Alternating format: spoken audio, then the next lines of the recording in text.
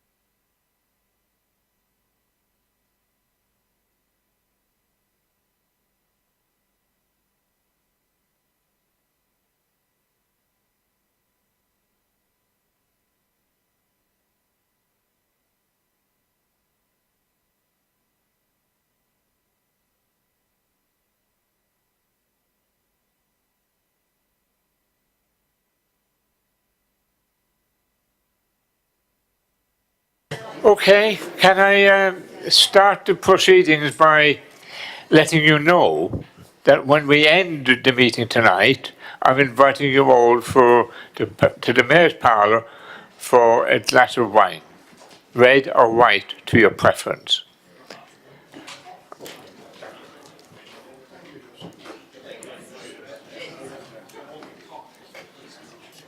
Do we have a problem? No? Okay. So we'll start the proceedings now. I'll declare the meeting open. And I want to first of all ask, are there any apologies? Councillor Thank you, Mr. Mayor. I'd like to give apologies for Councillor Steele, Councillor Leeks and Councillor Bowyer. Thank you. Councillor Harvey? No apologies. Councillor? Thank you. And can I welcome Councillor Court in her new guise, sitting down. But it's nice to see you and welcome back. Thank you. Yeah.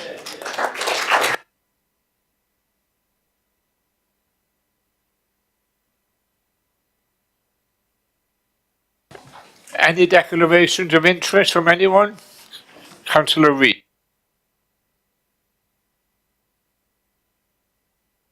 Yes, thank you, Mr. Mayor.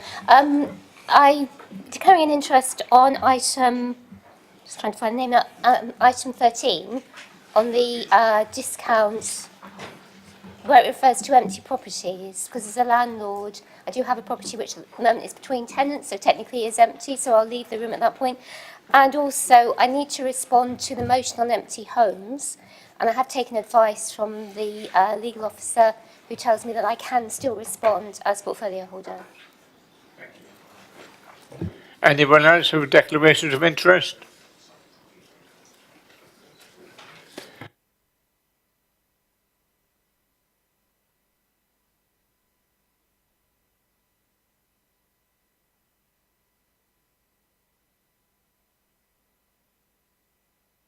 sorry, with the method of choosing the mayor and associate matters, we are advised that, we're now advising you, that Councillor Diane Taylor is invited to stand as mayor for the next municipal year. She's deputy mayor now, she will become mayor. Is that agreed? Thank you. And the second item is we now need to elect, in anticipation of all of that, a new deputy mayor for her year. And going through the processes, looking at the service and all of that, the next longest serving member who's prepared to be deputy mayor is Mrs. Elaine Still. So can I ask you to note that for the forthcoming municipal year? Agreed? Thank you. The minutes of the meeting held on the 18th of October are before you to move the minutes. I'm moving the minutes on behalf of the council. Does anybody have any query about content or anything? No. In which case I'll sign.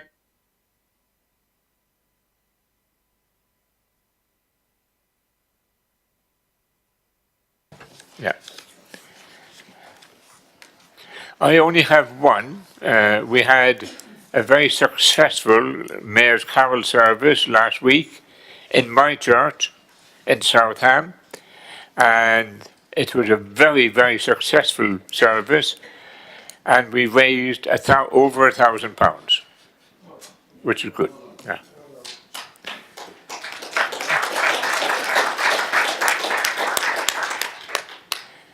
Thank you. Does anyone else have any other announcements? The Chief Exec.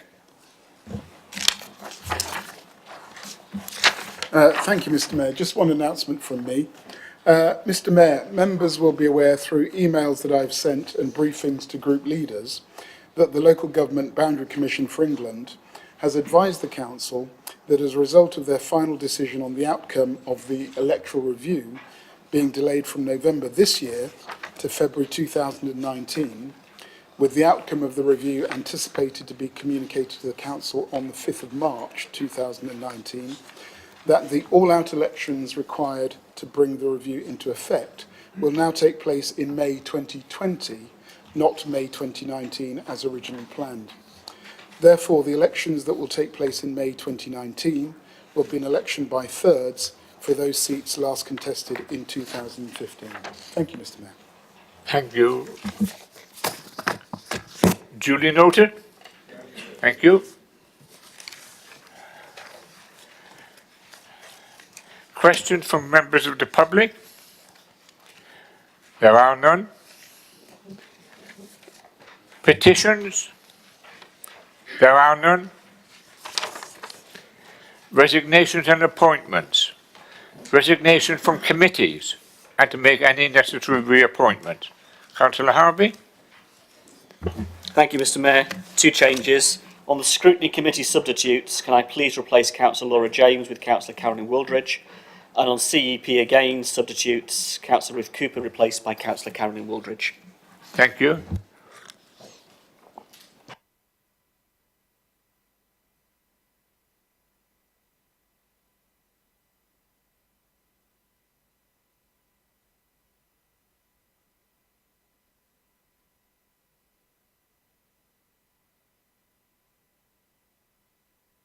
Thank you, Mr. Mayor. For Basingstoke District Sports Trust, Becky Bean would like to stand down, and I'd like to nominate Councillor Paul Gaskell, please.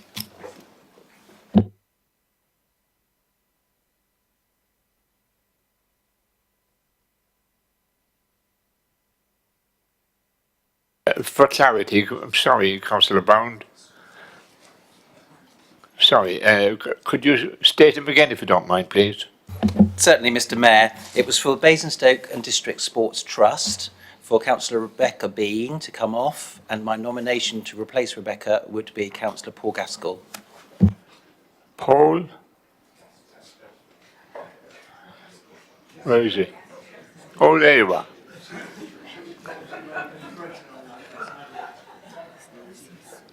Thank you. Councillor Harvey. Thank you, Mr Mayor. A nomination again for the Basingstoke and District Sports Trust, Councillor Tony Jones.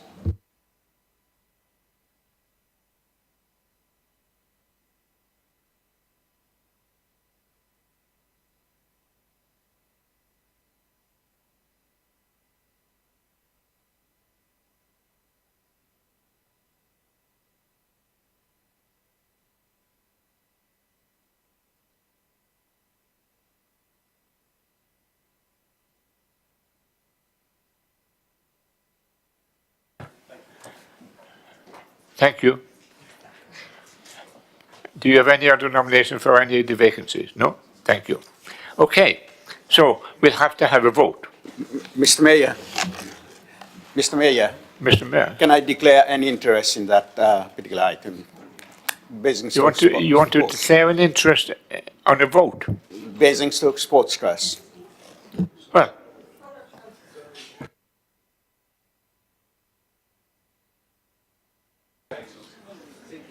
Councillor Putty, You can just note it, just carry on with the vote. could you please stand up and explain what you wanted to say, please? Oh, Mr. Mayor, I am just declaring an interest in the Basingstoke and Sports Trust. Because I'm a trustee, but I am not financially, I haven't got an interest financially, but I am a trustee there. You can still vote. Thank you very much. It's non-pecuniary. I so know, you can yeah, still I vote. know, yeah. For clarification, you are entitled to vote. I'm not saying you should vote, I'm saying you're entitled to vote. Thank you.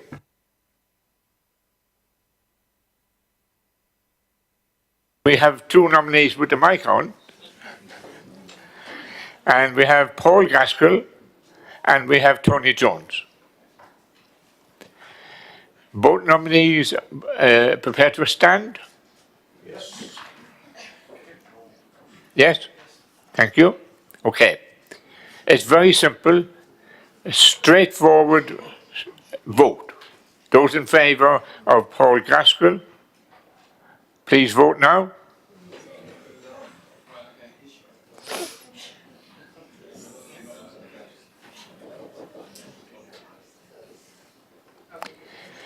Okay. Those in favour of Tony Jones, Councillor Tony Jones?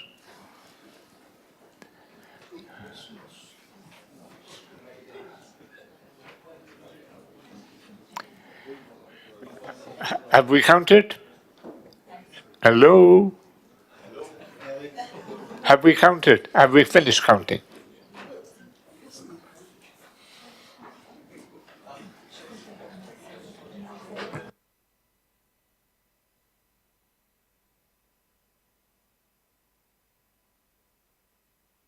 It's okay, we'll let the official people do it.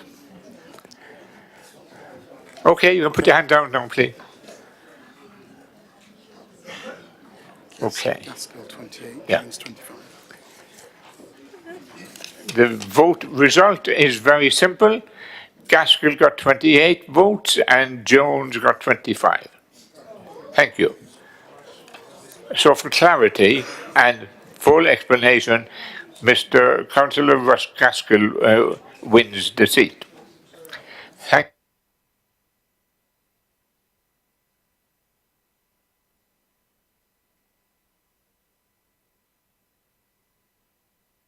Next item is item 9. Yes.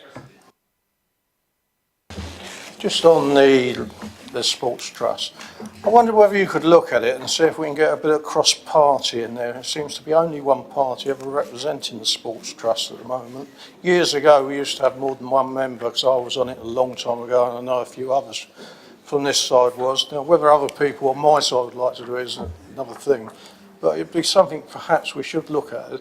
It is something of Basingstoke, and we are part of Basingstoke. It's not just a one-sided thing. Thank you. Thank you very much, Councillor. I'm sure the leaders of the different groups will have heard your comment. Thank you. The next issue is 9, item 9. Mr. Mayor? Yes, I have great pleasure in introducing and moving item 9 from the Standard Committee. And I have a seconder. Councillor Jones, yeah. Okay. Did you want to make a speech? Not really, Mr. Mayor, because Okay. the paper is fairly Sit down. clear. Thank you very much indeed. Thank you. Seconder. We have the seconder. And any debate needed from anyone? No. In which case we'll move on. We will now we'll agree it if there's no dissent. Agreed? Thank you. My God, we'll definitely get a glass of wine. Right? Yeah. We're going to item 10, the appointment of the Executive Director of Finance, recommendation from the Human Resources Committee held on the 27th of November.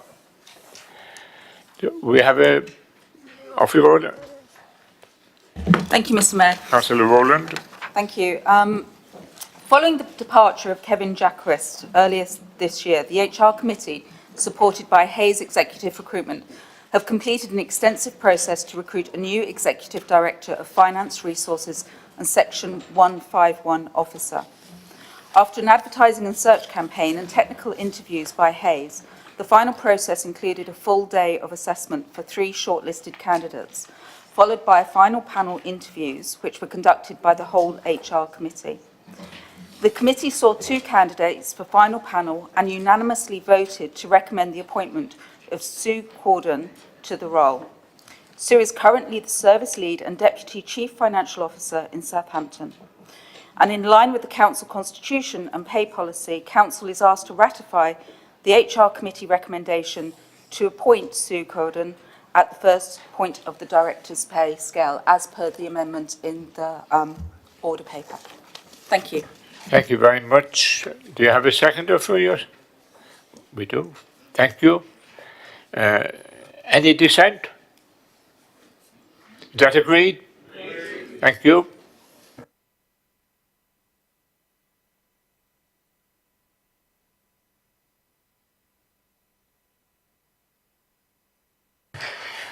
Forgive me.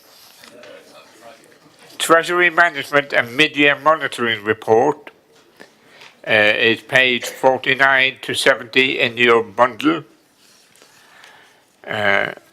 Who's moving it? Councillor Tate. Councillor Tate. Off you go. Thank you, Mr. Mayor. Treasury management remains an important revenue stream for the Council, and it's pleasing to note that at the half year we have a positive variance of £51,000. That's at a time of increased volatility in terms of investment, and that does mean that whilst we are ahead in the first part of the year, that might move backwards in the second. We also remain an authority that has high returns and low risk when benchmarked against over 100 other local authorities. So I commend the work that's been done by the Treasury Management team to achieve this performance. The overperformance reasons are twofold. One is a slightly higher than average cash balance, and also the second is a slight increase in the short-term interest rates. Looking forward, the uncertainties in the market, in the global market, and also due to Brexit will determine the final result. Overall position, the year forecast returns of 1.74% against the budget forecast estimates of 1.83%.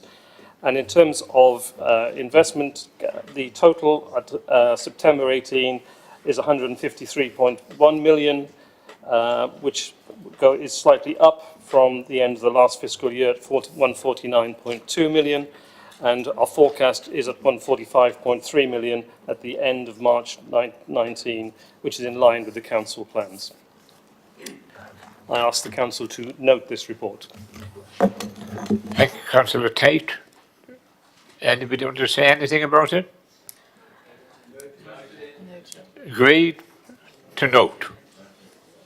Thank you.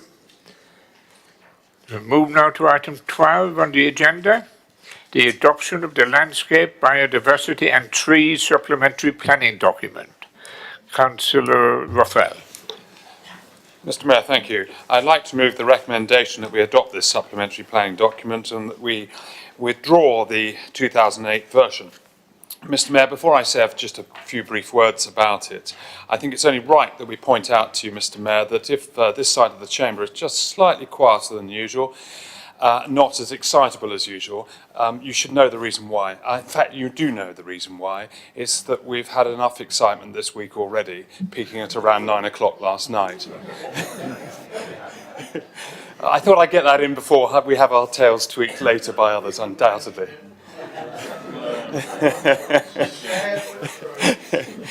Mr. Mayor, if I move on to the paper, I'd like to begin by thanking all those involved in compiling this supplementary planning document, beginning, of course, with the officer team and the excellent way that they have put all of this together.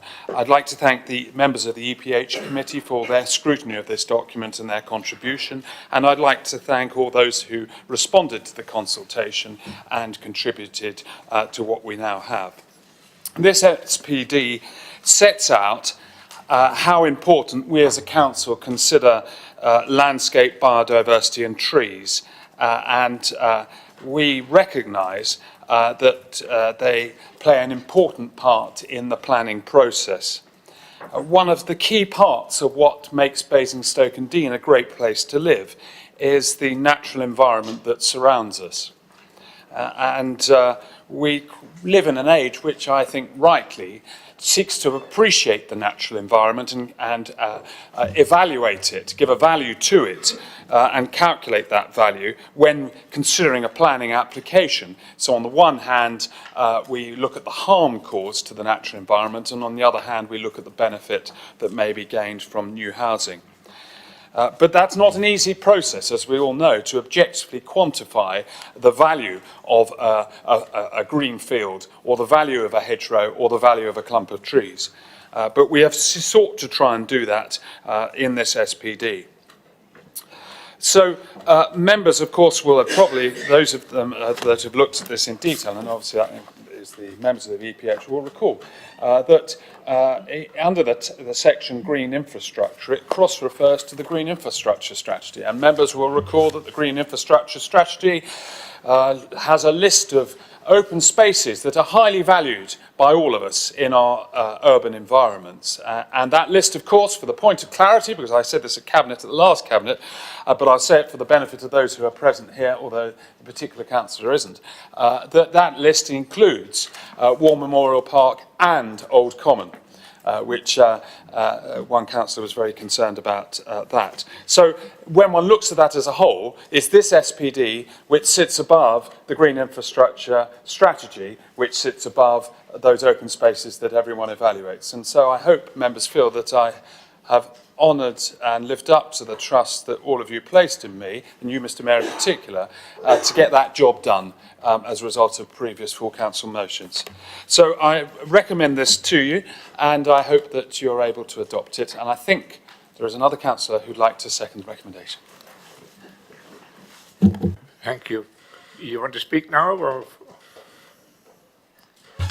Yes, I would, Mr. Mayor, if I may. I'd just like to echo the sentiments of the portfolio holder.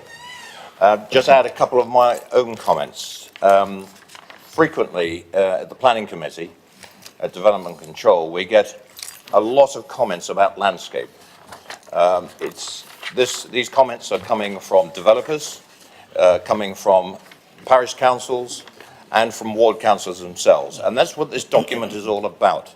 It informs quite a wide community of the principles that we want to adopt in Basingstoke-and-Deane, in the whole borough.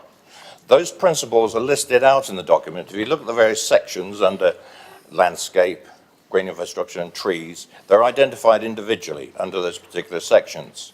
And it's not just for us, it's for the general public as well, because the general public will understand what we are trying to deliver in Basingstoke, not only deliver for the future, but sustain the kind of infrastructure resources in the rural and green environment that we have at the moment.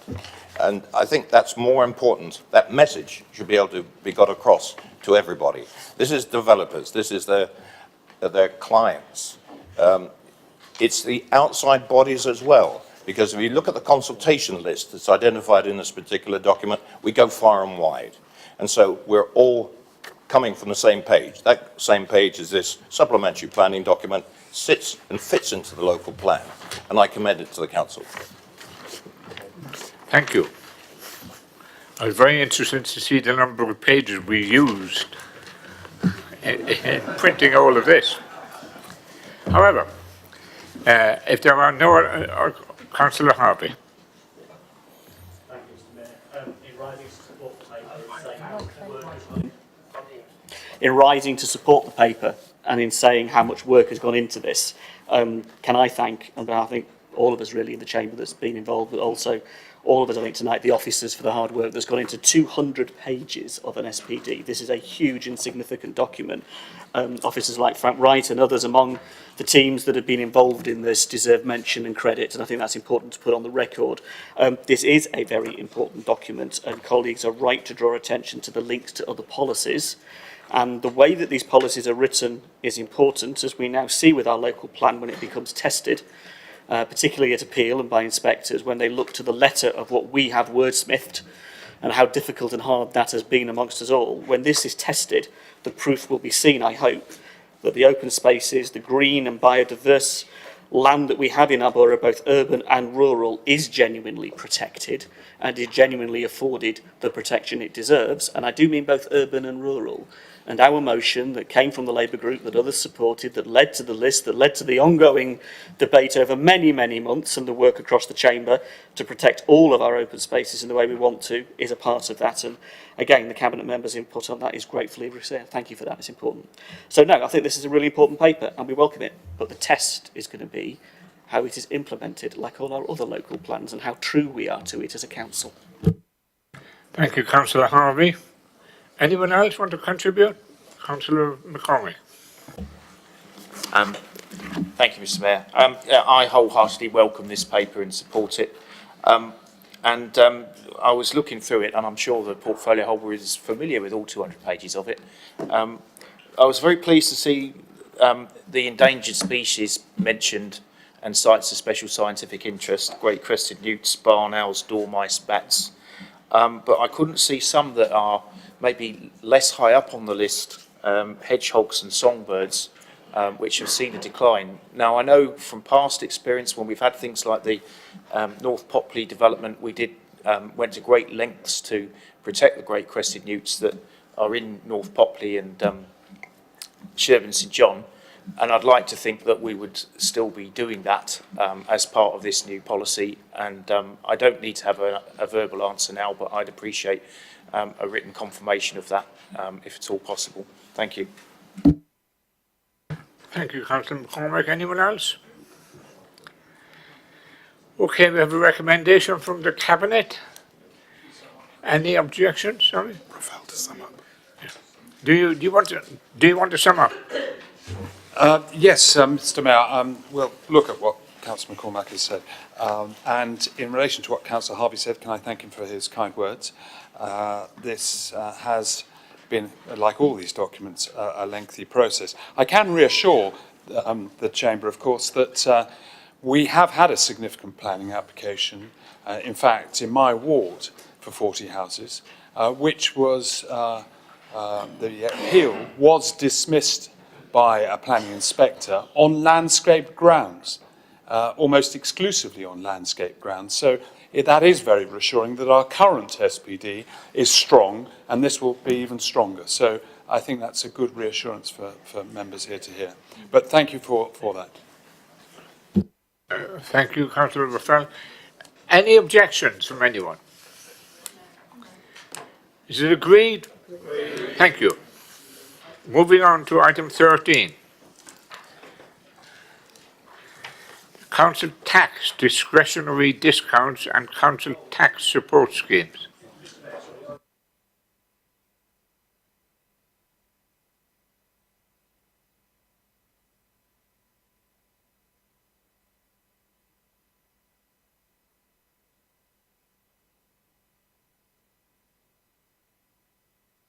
Okay, now we're on item 13, the council tax discretionary discounts.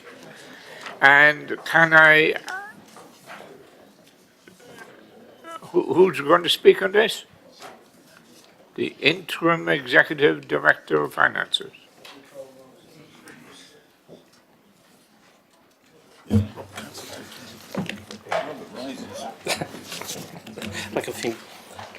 Thank you, Mr. Mayor. The report recommends that the council tax discount scheme for 1920 is maintained from the previous year in terms of its principles. The one difference being the uprating of the costs against unoccupied properties rising in the 1920 year.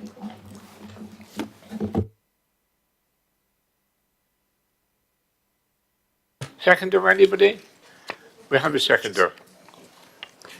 Thank you, councillor. Anybody want to speak about the subject?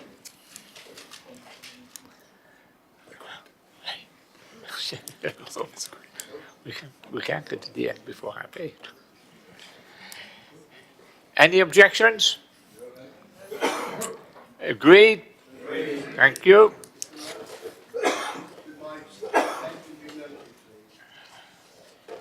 Absolutely, it will be. Have we got someone to note it? Yeah, we have. Thank you. The next item is dispensation consideration, but that now was overtaken by the arrival of Councillor Court tonight. So we don't need to deal with that issue. And so we're not going to deal with it. So we're going to remove it from the agenda. Okay? The second item is the appointment of a monitoring officer. The report of the interim director of finance and resources. Just ask if it's agreed. Great. Thank you. Any objection? Just in case they didn't hear it. No objection. Okay. All right. That's fine.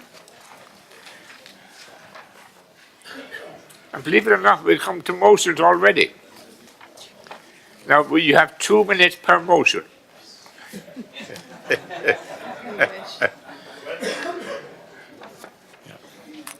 So the first motion is Section 106 funds. Councillor Rowland. Thank you, Mr. Mayor. In joining the council, I was pleasantly surprised that there were S106 funds allocated to Sherfield-on-Loddon and Bramley for their use generated from development. And I'd like to thank councillors from Bramley Parish Council for attending this evening. However, through this time, I've encountered a number of barriers to actually releasing some of those funds for projects needed in my ward, or clarifying how inappropriate scoping has rendered them inaccessible. These two parishes, Sherfield-on-Loddon and Bramley, are not the only ones. Dummer Parish Council, Kingsclear Parish Council, North Waltham Parish Council, Oakley and Dean Parish Council, and Whitchurch Town Council have all written to the Chief Executive on their issues of the incorrect scoping of S106 funds, and are in a position of having projects which they are unable to fund whilst holding those funds due to either out of date or actually no consultation by officers on potential projects. Just to put it into perspective, there are some 1.5 million of S106 funds which have no refund clause, 2.8 million held over 5 years, and over 2 million of funds received but not allocated.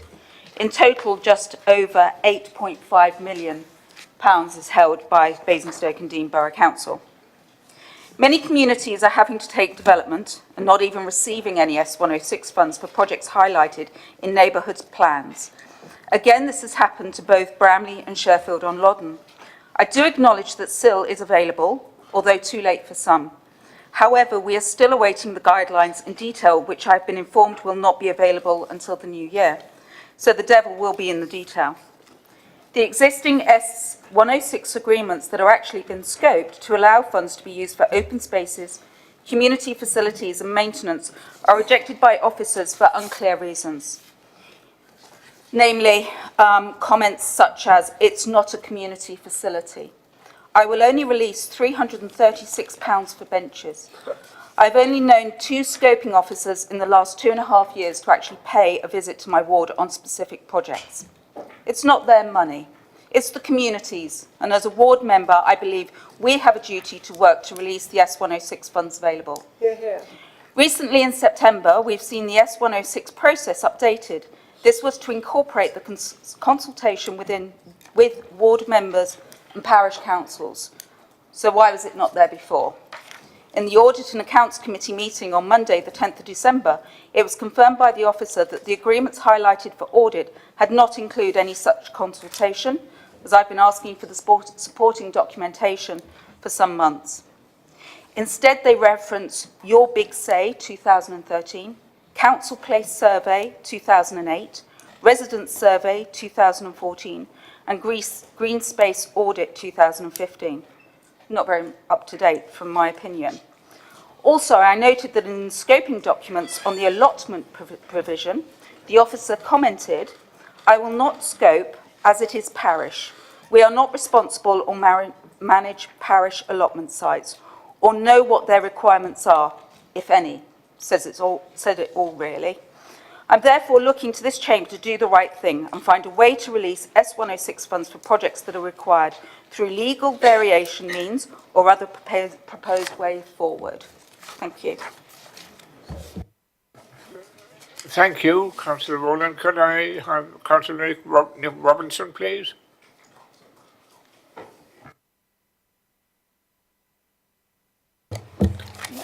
Thank you, Mr. Mayor. As Councillor Rowland has said, £2.8 million of money sitting in the bank that's been there for over 5 years, sitting, doing nothing, earning little, very, very little in terms of interest, and in real terms, reducing in value. Why? Where's all this gone wrong? Well, a little bit of history with it is 106 agreements that have been written, which are clearly wrong or out of date.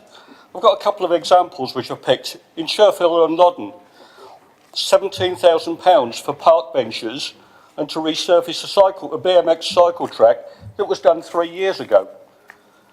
We don't need £17,000 worth of park benches. In Sherfield Park, there is £3,300 set aside for a badminton court that they've already got. And probably the most glaring one, in Whitchurch, money set aside to put a lift in a public building. Great idea, but that public building is single storey. You wouldn't believe it, would you? 5 months ago, I contacted the scoping team to ask why I hadn't been contacted regarding any of the 106 agreements in our ward. And the answer I got, and I quote, we never talk to borough councillors, it's nothing to do with them.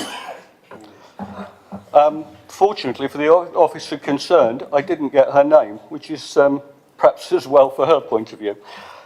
Since then, Councillor Rowland and myself, with the help of Councillor O'Fell, have looked at trying to reform the system, and we have had some success. Everybody should have got a family tree of the scoping department now, and you should have a flowchart of how it works. And that should include consultation with borough councillors. I've yet to see it in action, and I have this week had one councillor approach me saying they'd got a development in their ward and they hadn't been contacted yet. Well, hopefully going forward we've got it sorted. We will see. But now, what about the money that's sitting there, locked up in unworkable agreements? We need to get them rewritten. We've approached the officers concerned, and the answer we got, we're not doing that. Well, why? Why not? The answer we seem to get is it might cost a little bit of legal fees. Well, yes, it might cost a little bit of legal fees, but if it frees up £1.5 million worth of 106 money to go into our communities to do what it should be doing, I think that's worthwhile. And for everything we can fund out of 106, it means we won't be getting left grants and sell grants. So for those reasons, rather sadly, because I don't think we should need to be in this position, I do second this motion. Thank you. Thank you. Can I ask the mover and the seconder if your interpretation of the word communities is to include the non-parished areas? Thank you. Okay, any speakers? We have Simon Bowen, please, first, Councillor. Thank you, Mr. Mayor. I support this motion fundamentally for one very big reason personal to me. Section 106 and identifying what communities need wherever they may be is fundamental to the reason why I wanted to stand as a councillor. Identifying community assets, both physical and activity-based, and their requirements is no easy matter, especially when the task of planning the allocation of funds to them is concerned. With the additional requirement with Section 106 agreements needing a certain degree of crystal ball gazing, simply because of the length of time that can elapse between identifying needs, scoping costs, writing agreements, and the potential points in time when the payments are finally triggered. Much of this, I suspect, was at the heart of the changes to introducing the Community Infrastructure Levy, with it being less rigid than legally binding Section 106 agreements. The majority of these agreements have correctly identified projects requiring funding and delivered important investment into our communities across our borough. Councillors Robinson and Rowland have identified in this particular case where it has not worked and how wider engagement and a more robust, evidence-driven system would have delivered a better result. Many of these arrangements have been made years before the funding becomes available and the trigger point reached. Much work is underway to ensure that the need for investment is more robustly assessed, communicated and discussed. And I'm sure that we have a process that we can have confidence in and it will deliver the right results, even with the difficult issues around multiple communities, facilities, wards and community groups being close to one particular development site. These assessments can also be made and understood in preparation for funding opportunities and site planning applications being submitted. Section 106 funding is a one-off opportunity and I'm sure we would all agree that we should do everything in our power to ensure it's spent wisely, even if that means re-entering into negotiations with developers to amend agreements when the process hasn't quite hit the mark or the passing of time has changed the circumstances. Thank you, Mr. Mayor. Thank you very much. The next speaker is Councillor Harvey.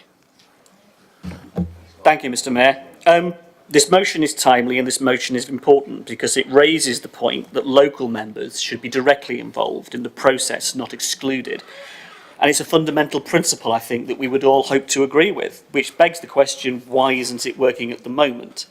And it begs the question of policy and protocol. This is not a matter of simply bashing officers, and it should not be a matter of simply bashing officers. What we're talking about here is the policies and the protocols of this place, which we as members and you as the administration govern. If they are wrong, the officers merely deliver our policies. Therefore, we need to put those policies and protocols right in order that the officers are given instruction in the way we would like them to be to deliver for our communities. So this motion is most timely and it is important because this is an area that we should examine and look upon. Because as it was described to me many years ago, the Section 106 agreements for applications are meant to mitigate. They're meant to deal with, and the planning officer at the time used the phrase, the disbenefit that development creates to a community. Well, let's turn that round positively and talk about the benefit that Section 106, as part of a proper negotiation, can deliver for a community. And in that context, the speakers are right. Let's talk about what a Section 106 agreement can do to local residents who are directly impacted by the development. SIL and strategic infrastructure funding is something quite different. The big ticket items need to be dealt with in a fundamentally different way. What we're talking about here is £8.5 million of money from developers and other bodies that can make a huge difference to the community in question that has taken the brunt of the development. And that could mean community centres, it could mean park benches, it could mean anything that is relevant that a community, when rightly consulted as part of the process, as ward members rightly consulted and involved from the beginning. And I would go so far as to say that during a planning application, pre-planning actually, those developers should be coming to ward members and saying, well, what is it in your community that you would like us to include in our Section 106 agreement we're going to negotiate with your officers? And then our officers are emboldened to push back and say, we need this, we need that, we need the other, working with us as ward members to achieve that from developers. And it is a dark art. We know the issues of viability when it comes to planning applications is a dark art, and we should be on the front foot on this, which is why, again, reviewing this area of work is important. The legal constraints are an issue, and I find them too often used as a means of why you cannot do something, whereas there should be a reason of why you can. Any sane developer would want to see their development approved. Therein they are going to be flexible. Any council team would be flexible to respond to a community in what they need. Therein, legal constraints should not be an impediment. They need to be used as a vehicle to achieve the end. And the good example I could point to, and this is a difficult one for us, considering the way it happened, we had a situation where 40 grand was going to be spent on a piece of art in our ward related to a development.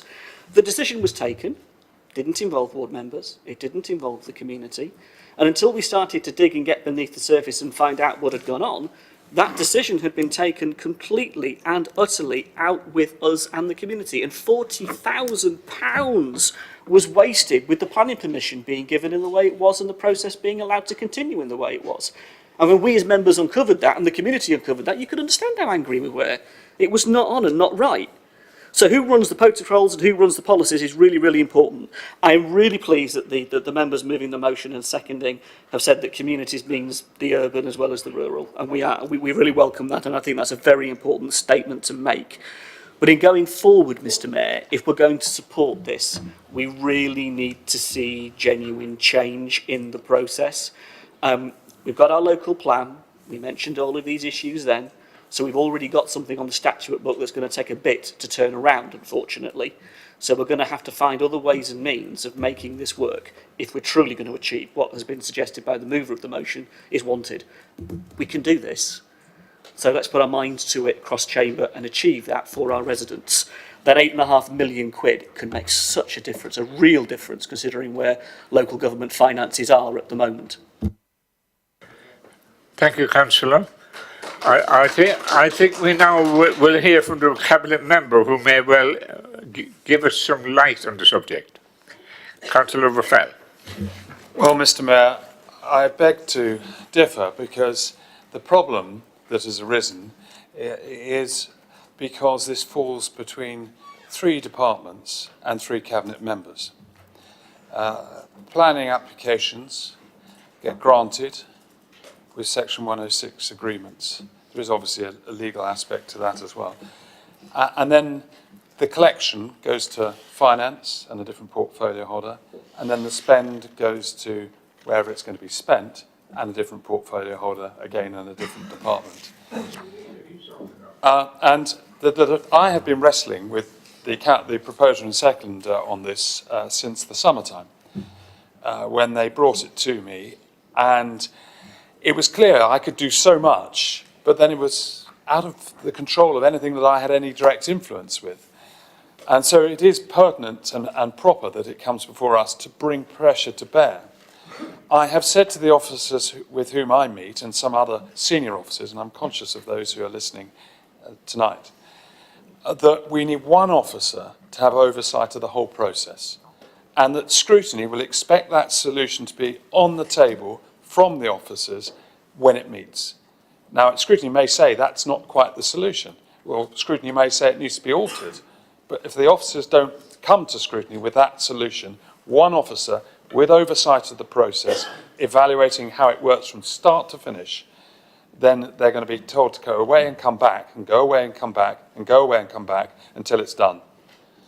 Now, I've been saying to officers that this is what needs to happen for some time this year, but it hasn't happened so far, and that's because we have a number of officers in a number of different departments who don't necessarily see this as a problem because they're performing their part perfectly fine. But there is a problem, and most of it, at each of the different stages, involves engagement with members. Sometimes there is, sometimes there isn't. And if we get to the end of the process and there hasn't been any engagement throughout, clearly that is just not working properly. And the examples given by the ward members are demonstrations of that. So I'm determined to solve it. I know it can be solved. I know officers want to get it right. Taking it aside from one moment, we had a problem with development control about 4 years ago when I took over, and we changed it. And I set the standard to excellent about 2 years ago, so that anything less than excellent isn't good enough. And whilst periodically complaints come along which I have to evaluate as to whether they are case-based or whether there's actually something underlying, I always say, give me the examples, and then we'll try and see if there's a trend. We've now got a stream of examples, and Councillor Harvey's given another one, which can demonstrate that there is a trend. Because it's easier that way rather than blowing one example out of proportion and not necessarily knowing whether there's a trend there at all. So this is going to be a useful piece of work, and again will show what an effective council we are when we've got there, I'm sure, of where there's good member engagement with officers from start to finish in the process. It's a shame it's got to go this way, but sometimes this is a good way of doing it, because if one looks at it, if we tried to do it through a committee, which committee would it go to? Would it have to go to umpteen committees to get there? Whereas this will focus everyone's minds and hopefully achieve the desired result. So I support the motion. Thank you, Councillor Rafal. Councillor Putty. Thank you, Mr. Mayor. I know that many of us remember when Section 106 was violated, or violent was used with Section 106. And I remember in my own patch, there was a £1 million that we had to fight to secure that money back. And then just recently, we had a community center built, and councillors were so little involved in that because it's officers that took over completely, and we cannot get a breakdown of how that money was being spent. And at the end of it, we did get our community center. It is a really great community center, and we really like it. But I would like to add, I support this motion, but I would like to add that we have to have accountability, because it is community money given to the community and for the infrastructure of the community, and we have to have some sort of accountability as how that money is spent. Thank you, Mr. Mayor. Thank you. And the next one is Councillor McCormick. Sorry, Gardner. Sorry, we'll come back to it next time. Thank you, Mr. Mayor. A reference was made to internal audit by Councillor Rowland, and they carried out an audit of the Section 106 procedure earlier this year, and they gave it a clean audit report based on the procedure as it then stood. This was picked up by members who said, that is not our experience. We think there are problems with the system. Why didn't you find them? And they said, because there isn't problems with the procedure as it stands. There is a new procedure. Members should be consulted. Councillor Robinson said he had been approached by a member who had a similar problem. I was that member. There is an application in my ward. Section 106 has been applied. I haven't been consulted at all. And that is now. That is not under the old procedure. That's the new procedure. Internal audit are looking at it again. They will be coming back in Q4 to look at applications which are currently coming through. If any member has concerns about consultation on Section 106, please contact either me or internal audit, and we will have a look at those cases and find out what is happening. Thank you. Thank you. Councillor McCormick. Thank you, Mr. Mayor. Now, as a member of a landlocked ward, we don't get that much Section 106 because we don't get that much new build. We only tend to get Section 106 when we're building on things that have been demolished. And as a new town ward, most of the buildings are still relatively new. So we don't get much demolished, apart from Beachdown School, and we had some Section 106 from that. However, I'm inclined to share the sentiments. I expect at some point in the future we will have a lot of Section 106 money, and it will be imperative that the community is involved. The recent consultation that we had with Brighton Hill Roundabout that involved South Ham and Brighton Hill and Hatch Warren, I would hold up as an example of good practice. There was a very good degree of public engagement. It was well worth the considerable effort that the county officers went to do for that. Admittedly, there's £18.6 million about to be spent. Some of the members of this chamber may recall the last time we had Section 106 money for Brighton Hill Roundabout, £800,000 from Home Base. It was time limited, and it went on painting extra white lines in the roundabout and road signs and not having any discernible improvement to traffic flow.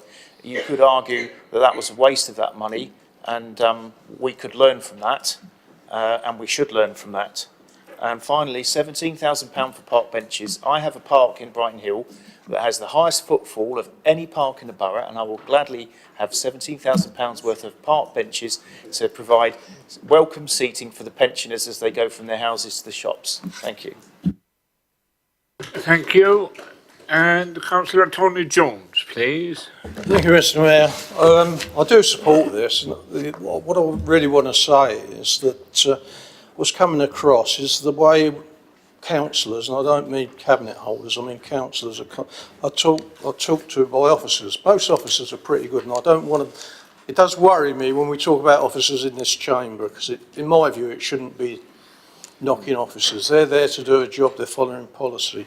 But what we need to get across is, as councillors, we are elected and we should be consulted on everything in our ward, and that has not been happening for a long time.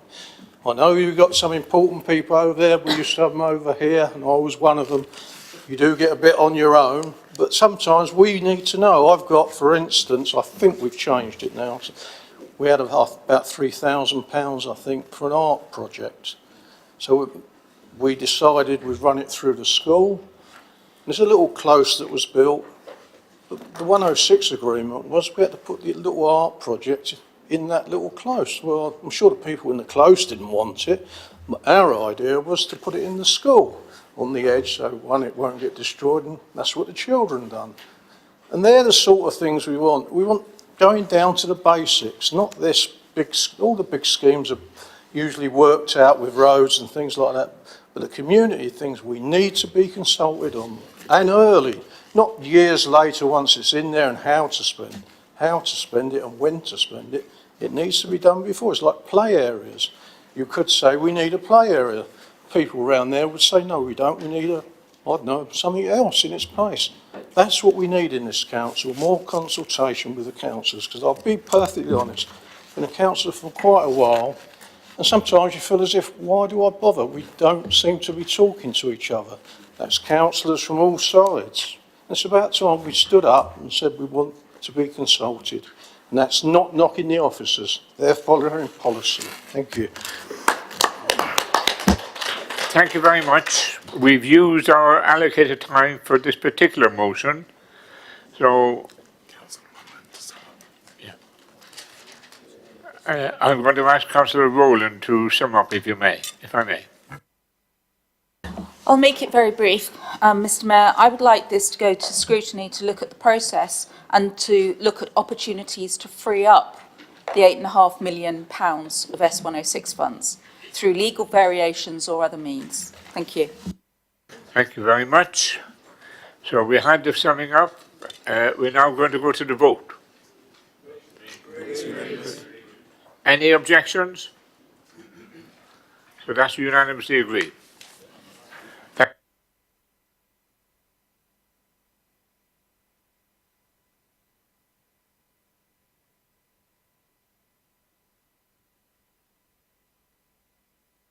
The next motion is motion 17. Notice of motion exploring new opportunities to provide homes. Councillor Mackay. Is it Mackay? It's Councillor Mackay, yes. Mackay, that's okay. Housing. According to the Prime Minister, solving the housing crisis is the biggest domestic policy challenge of our generation and requires local government to play its part in solving it. So are we doing enough? Could we do more? The motion is a straightforward request that a review is conducted and we receive a report to assess whether we're doing enough or could do more to meet the housing needs of our community here in Basingstoke and Deane, particularly noting the need for affordable and social housing in a growing town. Are there new opportunities for this financially resilient council to build or invest in housing for rent or sale that should be considered? Are there further opportunities to generate revenue to support local services by investing directly or indirectly in house building? Is it possible to improve the match between housing stock and housing need? And here I refer to a recent scrutiny committee where such difficulties were discussed. I offer these few questions really as examples of the issues that might be addressed. The aim of the motion is simply to strengthen the base of available evidence for future policy consideration by commissioning a review, a report with recommendations. So are we doing enough? Could we do more? Thank you. Thank you, Councillor. And Councillor Gavin James, you seconded the motion. Are you speaking now? Please.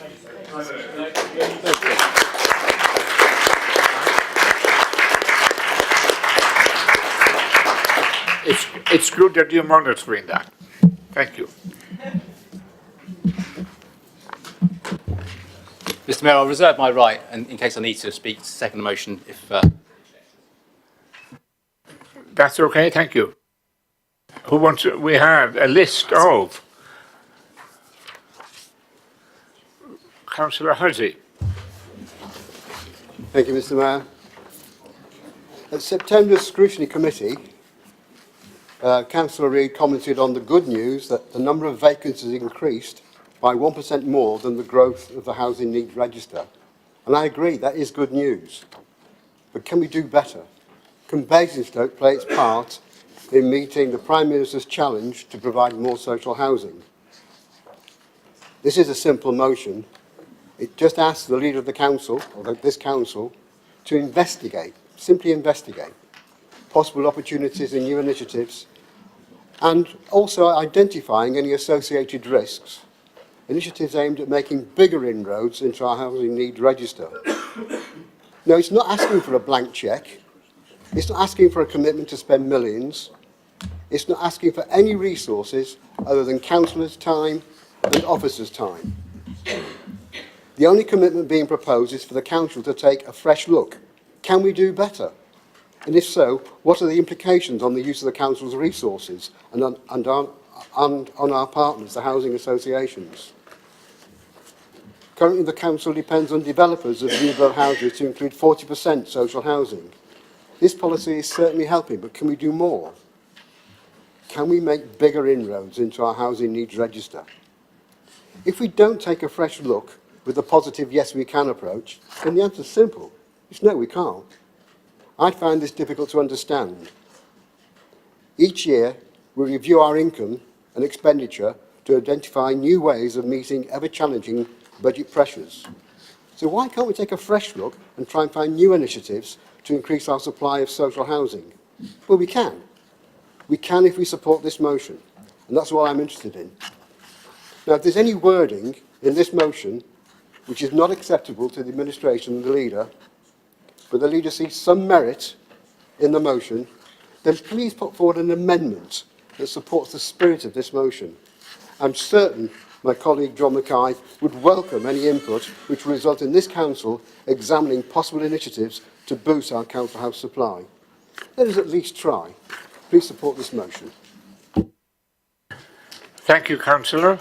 The next speaker is Councillor John Isaac. Good evening, Mr. Mayor. Firstly, I thank Councillors Mackay and James for this motion and their constructive approach. It is, after all, the season of goodwill. We agree that this council has a responsibility to help our residents access housing, and that we should continue to use our resources, statutory powers and influence with developers and others to promote provision of better quality designed and built homes in sufficient numbers, offering choice and affordability both to rent and to buy for all sections of our community, families, single people and the young and the elderly. Good progress is being made in meeting our residents' housing needs.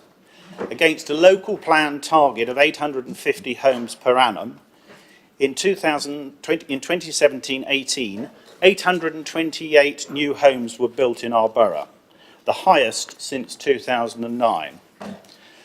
Forecasts for this financial year are 1,450 new homes to be completed and 1,600 in the following year. 1,500 homes were recorded as being under construction in April of this year, the highest recorded over the last 10 years. A total of 5,600 planning permissions are ready to be implemented, a rising trend up from 2,530 in 2014. Officers are proactively engaging with developers to overcome delays and blockages in the implementation of these permissions. Our ambitious policy of 40% affordable is also being delivered. In 2017-18, we secured policy-compliant affordable housing on all 6 market housing sites where it was required. The number of affordable housing completions is forecast to rise to between 400 and 450 for 2018-19, up from 243 in 17-18. As I say, good progress, but there is more to be done, and this administration recognises that alongside its affordable housing policy and granting planning permissions in accordance with the local plan and increasingly neighbourhood plans, this council can do more. As joint owners and developers of Manydown, we want to start building the first 3,500 Phase 1 homes from 2020. Manydown represents some 40% of the local plan annual target of 850 homes for the whole borough from 2020 to 2029. Manydown gives the opportunity for the public and private sectors to combine to achieve a best-in-class development that will set a benchmark for the borough, not least in design and build standards, as well as environmental sustainability and connectivity. This motion correctly highlights the need for research and evidence. Let me reassure councillors that this work is underway. It is essential that in any interventions into the complex housing sector, this council is equipped with a full range of evidence and expertise on residents' current and future housing needs, affordability levels, forecast demographics and predicted supply. We must ensure that our interventions maximise benefits to our residents, as well as creating a sustainable model for this council to continue to reinvest revenues generated. Work on this housing investment strategy is advancing well. Since the Cabinet decision last May, which responded to the report provided to us by Deloitte, officers have been engaged in detailed analysis and will be bringing forward preliminary findings and recommendations in the new year. We've acquired dedicated in-house expertise with the appointment of Pam Wharf as Housing Improvements Manager. Pam brings valuable experience from her work across the private and public sectors, including for Bristol City, Milton Keynes, Barnet, and she was lead housing inspector for the Audit Commission. An expanded housing investment strategy will enable this council to examine and bring forward proposals on issues such as availability of types of housing and tenures to meet local needs, including for single people, particularly those under 35, and barriers such as affordability of mortgage deposits to securing housing to buy or to rent, and how we can overcome these.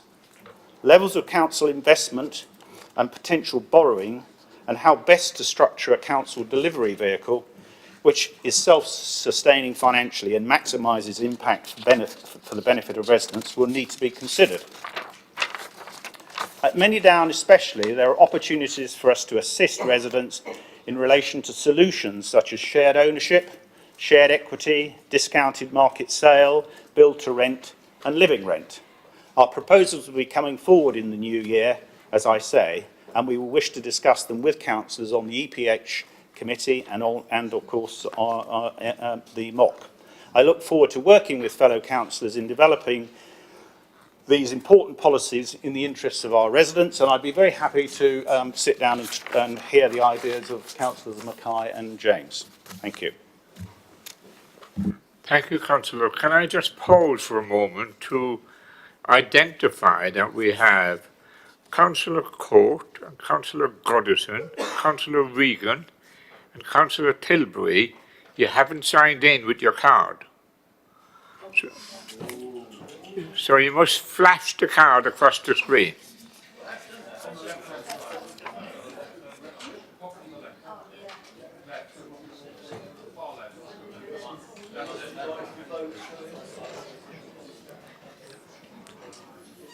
So will your light come on when you press the button? Yeah.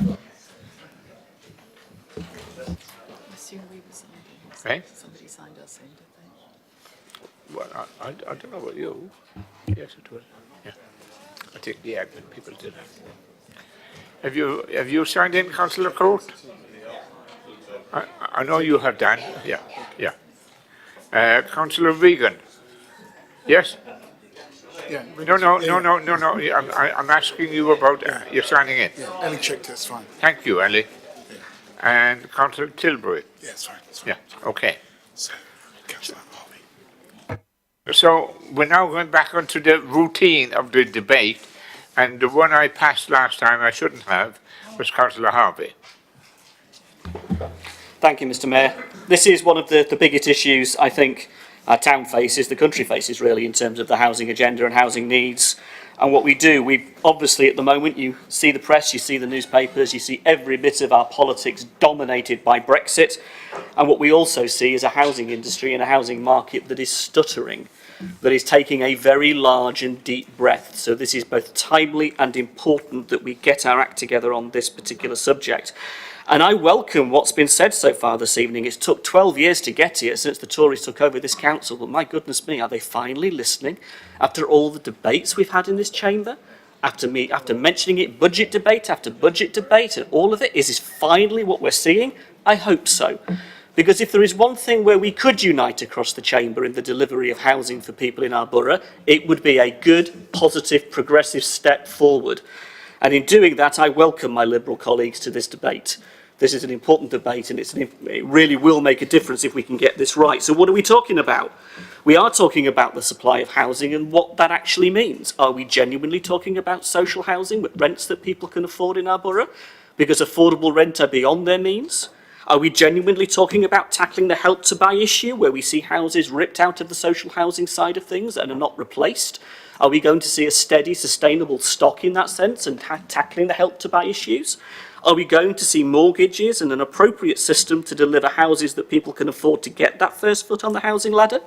How are we going to tackle permitted development and conversions and the loss of housing in the way that we see that takes housing out of our markets and out of our housing sector that really does genuinely affect local communities? How are we going to deal with the issue of viability? How are we going to see the housing delivered when the issues of viability are regularly trooped out by developers and others to deny us the housing that we rightly want to see, to excuse giving rid of the housing that we want to see for the sake of their 17% profit? I'll say that again. Developers taking hope value out of land at 17% profit. Is there any wonder we don't often see the affordable housing as part of that when they're taking that level of profit out of the land? And I'm not the only one to say that. Many a housing secretary and many a housing minister have said exactly the same thing, but nobody has cracked that at the moment. But it's a very genuine issue that requires to be dealt with.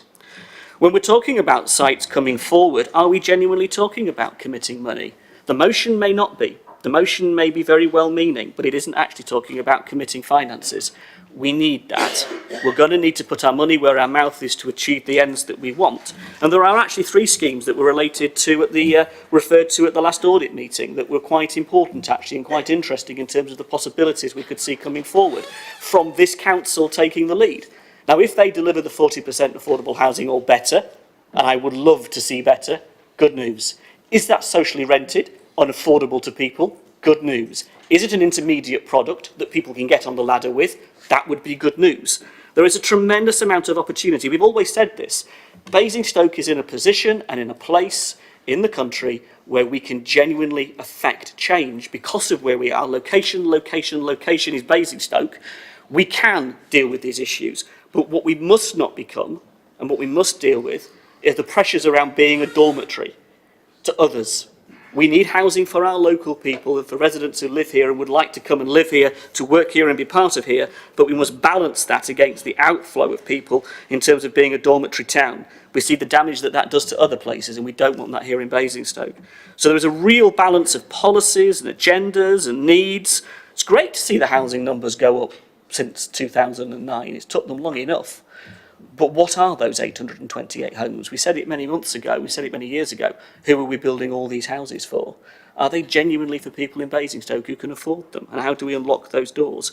The motion is incredibly well-meaning, and it is an important debate that we need to have, and we have been having, and we would like to continue to have.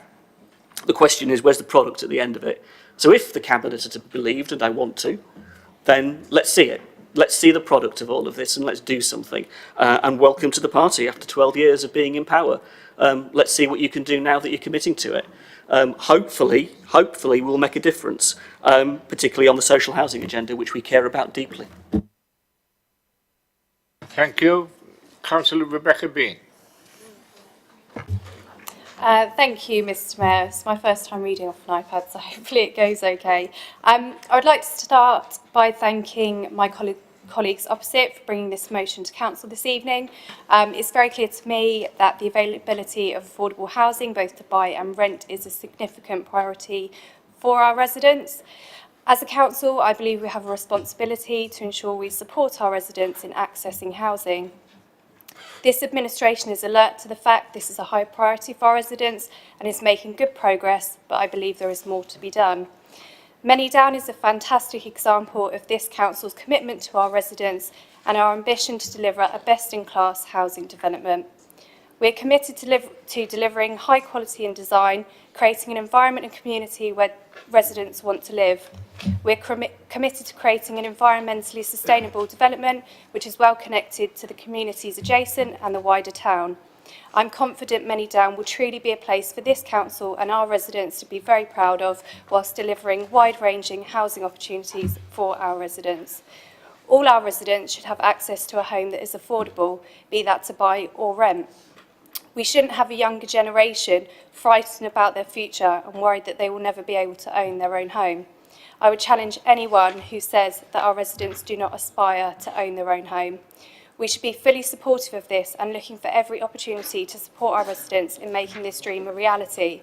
And for those who do not want to buy or may not be able to afford outright ownership, then we must work to ensure there are other options available to them. This administration is listening and making good headway. I'm excited to see what opportunities may lay ahead.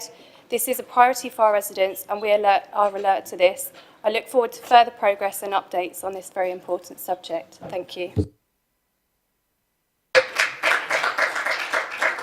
Thank you, Councillor. Councillor Terry Reid. Thank you, Mr. Mayor. I'll be brief because I think there were some other hands up. Just to welcome the motion and thank the contributions from across the floor. I just wanted to read out something directly from the housing strategy, which underlines our commitment, I think, to this as an aspiration for all of us.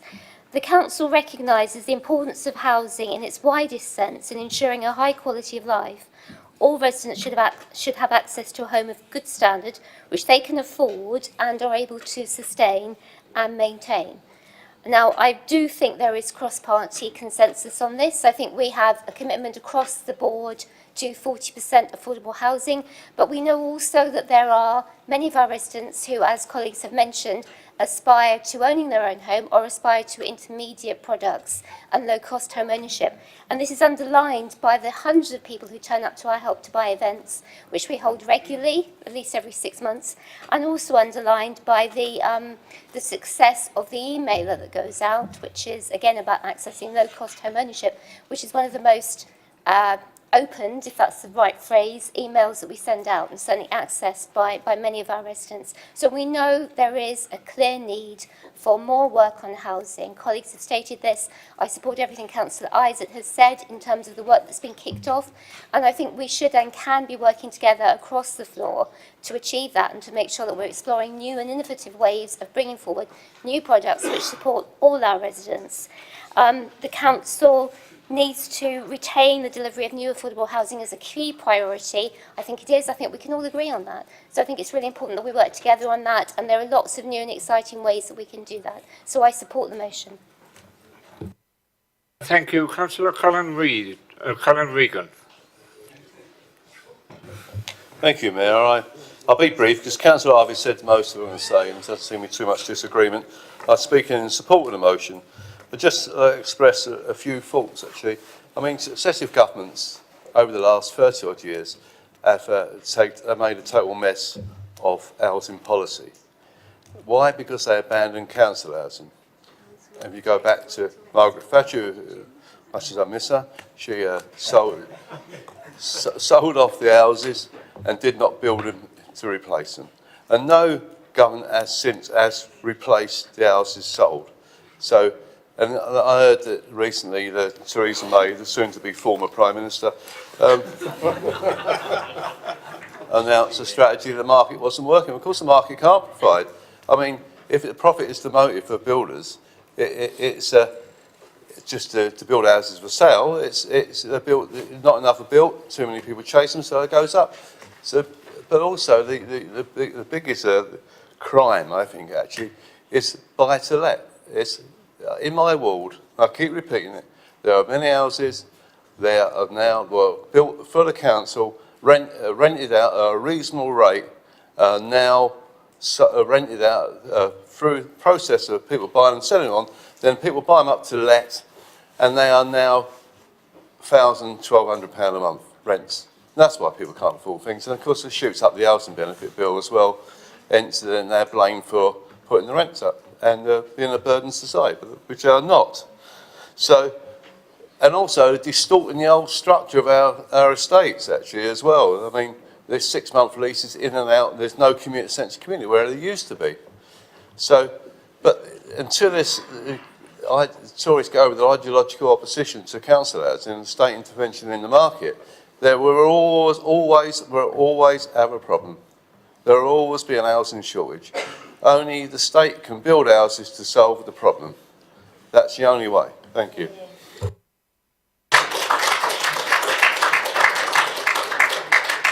Thank you, Councillor Regan.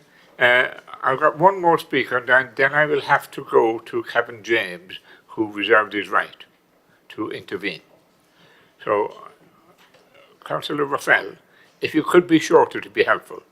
Mr. Mayor, I just want to point out, when we went through the local plan over 5 years, we came out with 40% affordable housing. We were challenged vigorously about that throughout that process. We said we meant it. 2 years on, we're delivering it. So saying we came to the party late is misplaced. I support the motion. Thank you. The final speaker is Councillor Gavin James, but obviously the mover has a right to reply. Thank you, Mayor. I'll be brief. We seem to have a consensus across the chamber, which is always a wonderful thing. What I will say is we've heard from Councillor Isaac lots of warm words and good intentions. Unfortunately, the 3,500 people living on the waiting list will not be kept warm by living in good intentions and warm words. They need bricks and mortar or flat pack housing, or whatever way you want to do it. I think it's really important that we start producing something from these ideas and actually have houses being built that we as a council can say we did that, not because the developer wanted to, but because we wanted to as a council. So I welcome the support, and I do hope that any residents listening, particularly those on a waiting list, hold our feet to the fire, because when we all support this motion, we're supporting a motion that's going to really make a difference and not just carry on with good intentions and warm words. Thank you. Thank you, Councillor James. Could I ask Councillor Mackay if you want to sum up, please?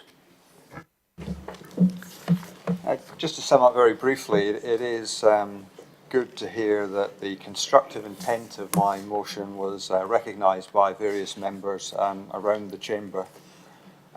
Particularly, it struck me as important to hear that the phrase in there, more work on housing to be done.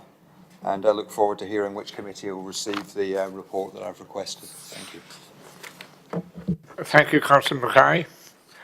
So we've had the debate, we've had the summing up, and now we move to the vote. Okay? Agreed? No dissent? That's excellent. Exceptional. So the next motion is proposed by Councillor Jack Cousins, seconded by Councillor McCormick, and it's called Protecting the Top of Town. Thank you, Mr. Mayor. Mr. Mayor, I hope I speak for all of us when I say that we are proud of our town centre. And I hope I speak for all of us when I say that having a vibrant town centre and top of town is incredibly important for our borough. Not only does it create a strong and vibrant community, but it also allows us to have a strong local economy. But Mr. Mayor, let's not hide the fact that there are many things that are attacking our town centre. And it is within our powers to do all that we can to ensure that we help protect our top of town, but also to help it flourish. The nature of retail, Mr. Mayor, is changing. A lot of it is going online. I'm sure a lot of us have done our Christmas shopping online.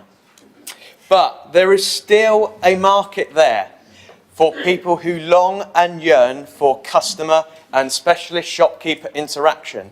And indeed, I would encourage people, if they haven't done so, to check out Basingstoke Service Centre in Winchester Street. Their expertise there is fantastic. It's a very small local independent shop, but their knowledge is incredible and they're a credit to our town.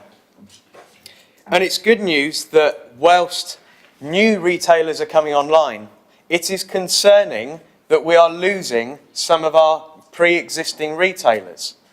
We've seen that Basing Cycles this week has a everything must go closing down sale. And we've also seen, Mr. Mayor, that our post office is at risk of closure. We've already seen the freehold go up for auction. It's gone off to a third party and our post office will remain there until the consultation has finished. And of course, should that consultation go through where we think it will go through, and we have that merger into WH Smith's in the malls, we leave a very big focal point at the top of our town vacant. So where do we go in all of this? Well, the government thinks that one particular avenue is to easen up and loosen the restrictions around permitted development and make it easier to convert shop fronts to residential units. Mr. Mayor, I think that would be a great mistake. I think that would be a great mistake because we want our town centre to flourish. We want to bring in new retailers who can be entrepreneurial, who can reignite and reinvigorate our town centre. And we should be doing all that we can to help support them. We want independent people, independent units to come here, set up and trade in our town and be incredibly successful. But what do some of our partners think? The Chief Executive of New River Retail, Alan Lockhart, said of this particular government strategy, and I quote, "Extending permitted development rights underpins the strategic land value of town and city centre retail sites." I don't suppose it's got anything to do with the fact that they have an intention to build an out-of-town retail unit on our leisure park. That, Mr. Mayor, is a threat. That is a threat to our town centre. It is a threat to those retailers there at the top of the town at the moment, and we must do what we can to help them. So our motion is simple. Let's look at what we can do to help give them the shot in the arm that they need to give that area its boost. Let's have a look and let's actually be a key player in this. Let's set our stall out from the outset that any retail unit that we have in the top of town area, we will not allow permitted development to happen. Let us set our stall out straight. And furthermore, let's look at extending the Article 4 restrictions for permitted development, like the process we've just gone through with Basingview, the Chinham business site and the Hampshire International business area. Those are things that we should be doing and that we could do to help protect our top of town. But Mr. Mayor, we must do more. In 2014, we released the Top of Town Master Plan. And let's be fair, there were a lot of good things in that master plan, but we need it to come through. There are lots of things in there that our retailers need. There are lots of things there that said was low-hanging fruit that we should be exploring and we should be exploiting now. But we haven't quite got there yet. So I think it's prudent 4 years on, almost approaching 5 years in March next year, that we look again at that master plan and say, how well have we done so far? How has the landscape changed? And what can we do to give our town centre everything it needs to flourish? Mr. Mayor, I will sum up with this. Our town centre is incredibly important. Yes, there are some challenges to overcome with it, but together we can make a vibrant and strong economy with our top of town area. Thank you, Mr. Mayor.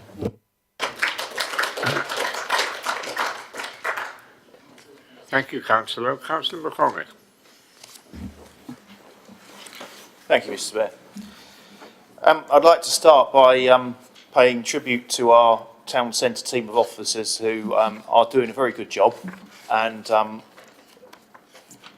through their efforts in working in partnership with local retailers, they assure me in my recent conversations with them that the town centre is bucking the trend nationally and we are doing relatively well. There is an emerging picture happening at national level. The larger retail centres are doing better than the smaller ones. I've been having discussions with people in Reading about that, and I've been having discussions with people in Aldershot about that. Basingstoke is one of the larger centres. Festival Place, especially at this time of year, is so crowded it's hard to move sometimes with queues in the shops. The top of town is doing relatively well. The vacancy rate I was given was 7%, which is considerably better than neighbouring towns. But we can't afford to be complacent. We have new threats emerging, not least, as was mentioned, the post office moving, which I know has raised concerns across the political spectrum in Basingstoke, and we've had the MP involved in that. We may not win that fight. Neighbouring towns are having similar consultations at the moment, and some of them have lost their post offices into WH Smiths already. It's incumbent on us to work with local businesses and come up with a viable plan that helps preserve what we've got at the top of town. We've got 208 units in the top of town, various usages, not all of them resale, some of them are things like churches and public amenities that we need to keep. But the key thing is making sure we attract people into the top of town and we preserve the footfall. Now, I can recall a time maybe 10, 15 years ago when we had a much more vibrant nightlife in the top of town, and since then it's got a lot quieter. We still have considerable footfall in the top of town during the day and during a Saturday, but I think we're at a really critical time at the moment, and we need to be very careful with the measures that we do. I think we should revisit this top of town master plan. It's nearly 5 years old. The only achievements to note are on page 37, were things that were underway already at the time. There is massive scope for us to do more, and I think we need to be proactive on this. Otherwise, in a couple of years' time, we may find the position has deteriorated and we may find it harder to bring it back. Thank you. Thank you, Councillor. Councillor Kim Taylor. Thank you, Chairman. May I say that I personally have no confidence in this administration's performance or ability to deliver the current 2014 Top of Town strategy. Today, I was walking the area and took 2.5 hours to do so. I was struck by the absence of many of the things that are in this strategy. Where were the clutter-free vistas? Nowhere in sight were the tree-lined pedestrian walkways or the exciting boutique retail offering. There was no evidence that I could discern of the application or use of shopfront improvement grants. Instead, what I saw was 37 empty retail units and a tired, sad-looking area whose only growth relies on charity shops, burger bars, betting shops and boozers. A scene more reminiscent of depravity and deprivation than a thriving boutique retail offering. This council is one of the richest in the UK, but the top of the town today look to me like one of the poorest. It's no deal for Basingstoke residents. It's time to undertake a thorough and urgent review of the performance of this strategy for the top of town, and I support this motion. Thank you, Councillor.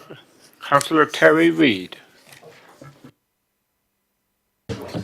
Thank you, Mr. Mayor. Thank you. I have to say I'm slightly shocked by the tone of the speech I've just heard, and I certainly don't personally recognise that as our top of town, and I think the retailers who work there and who run businesses there would be shocked also to hear it portrayed in that way. I don't think any of us recognise that as a story at all. Depravity, I think, was mentioned. So let me address the motion. First of all, I'll respond to items 1 and 2, and then 3 and 4. I won't address the Article 4 because I believe that Councillor Fell is going to speak about that. I think we'll all agree that vibrant top of town is important, but I am really perturbed by the kind of phrasing I've just heard and that constant talking down of our town centre, which is hugely important to us. And I would refer members, for example, to the article in the Gazette just last week, which mentioned that 9 new businesses have opened their doors in Basingstoke in the last 3 months, 6 of which are at the top of town, 6 brand new businesses at the top of town. And if I just scroll down the article, the chief executive of the bid, Lucy Bozeman, said, Basingstoke has so much to offer to prospective businesses looking for somewhere to launch their new venture. And then Chief Operating Officer of IncuHive said, it is extremely encouraging to see the number of new businesses opening with the town centre, and especially at the top of town, with the top of town being majority independent owner-run businesses. This creates a more personal experience for both shoppers and surrounding businesses. The community feel of the top of town, teamed with fantastic architecture and local history, creates a hugely positive environment in which to visit and run a business. Now, I would also actually give members some actual data here as well. So Church Street has full occupancy rates. It had 3 vacancy rates in July, and now it's completely full. Woke Street only has 1 vacant unit. Footfall has increased through Market Square year on year by 4.2%, and that's against a national figure of a decrease of 2.2% nationally. And also the bid report, they've tracked nearly 700,000 visitor journeys across Marketplace this year. So that's actually a huge increase in footfall there as well. And the town centre programme, unlike again a colleague across the way who suggested this, has achieved a huge amount at the top of town. And we have had a shopfront grant scheme which has been running, which most members realise, for the last 4 years, which has actually delivered a huge amount of fascia improvements at the top of town, which have been bid for by the local businesses who have then match fund the improvements that have gone on there. And there are all sorts of other things we've done there. We've programmed an events programme. There have been various cosmetic and alleyway improvements at the top of town. But I think possibly one of our biggest achievements for the town centre programme has been the setting up of the BID, the Business Improvement District, who have been raising revenue and who have focused some of that revenue directly on the top of town and have achieved a huge amount up there. Again, just to give you something from the press, you don't have to believe what I say. The Basingstoke Observer Museum dazzles in spectacular style, and it's talking about the illuminations at the top of town and on the Willis, which have been paid for by the BID. And they are planning an exciting events programme. They have produced Christmas displays in and around the shops at the top of town. The Willis this year has seen increased footfall and some great events and some really crowd-pleasing exhibitions. The Haymarket has sell-up shows all the way up to Christmas. Now, we know that the High Street is under pressure, but we also know we have a really good offer in Basingstoke. We have a good offer at the top of town, and that's part of the whole of the town centre. And we should be collaborating again, rather than talking down our town centre and top of town. We should be supporting it and celebrating the success of the top of town and the town centre. And certainly we're concerned about the post office. I imagine that colleagues opposite have fed in to the consultation on the post office, but I was approached by local ward members and we produced a joint response to that because we share concerns and we work together on that. So as for bringing a report to committee, we bring a report every year. We go to EPH every year, and again last year and the year before the bid came along as well to give an update to members. We'll be doing it again this year. But also we are working together with all the major stakeholders in and around the town centre, so not just at the top of town, but the bid, Festival Place, and all around to try and join up those different zones so that they are together, so that they produce together a great programme and work together to increase the success of the town centre. And let's just remember that Basingstoke Town Centre is one of the 20 best town centres in the country, and in the Anvil we have one of the 5 best concert halls in Europe. So we should be celebrating that, and we were very happy to come back to EPH and update members and include members in that engagement on a wider town centre strategy. Thank you, Mr. Mayor.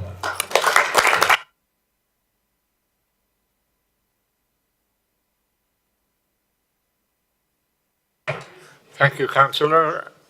We now have Councillor Gavin James. Thank you, Mr. Mayor. I'm going to start by disagreeing entirely with the portfolio holder. She said that Basingstoke is one of the top 20 shopping centres in the country. She's wrong. It's the best shopping centre in the country. Nothing comes near.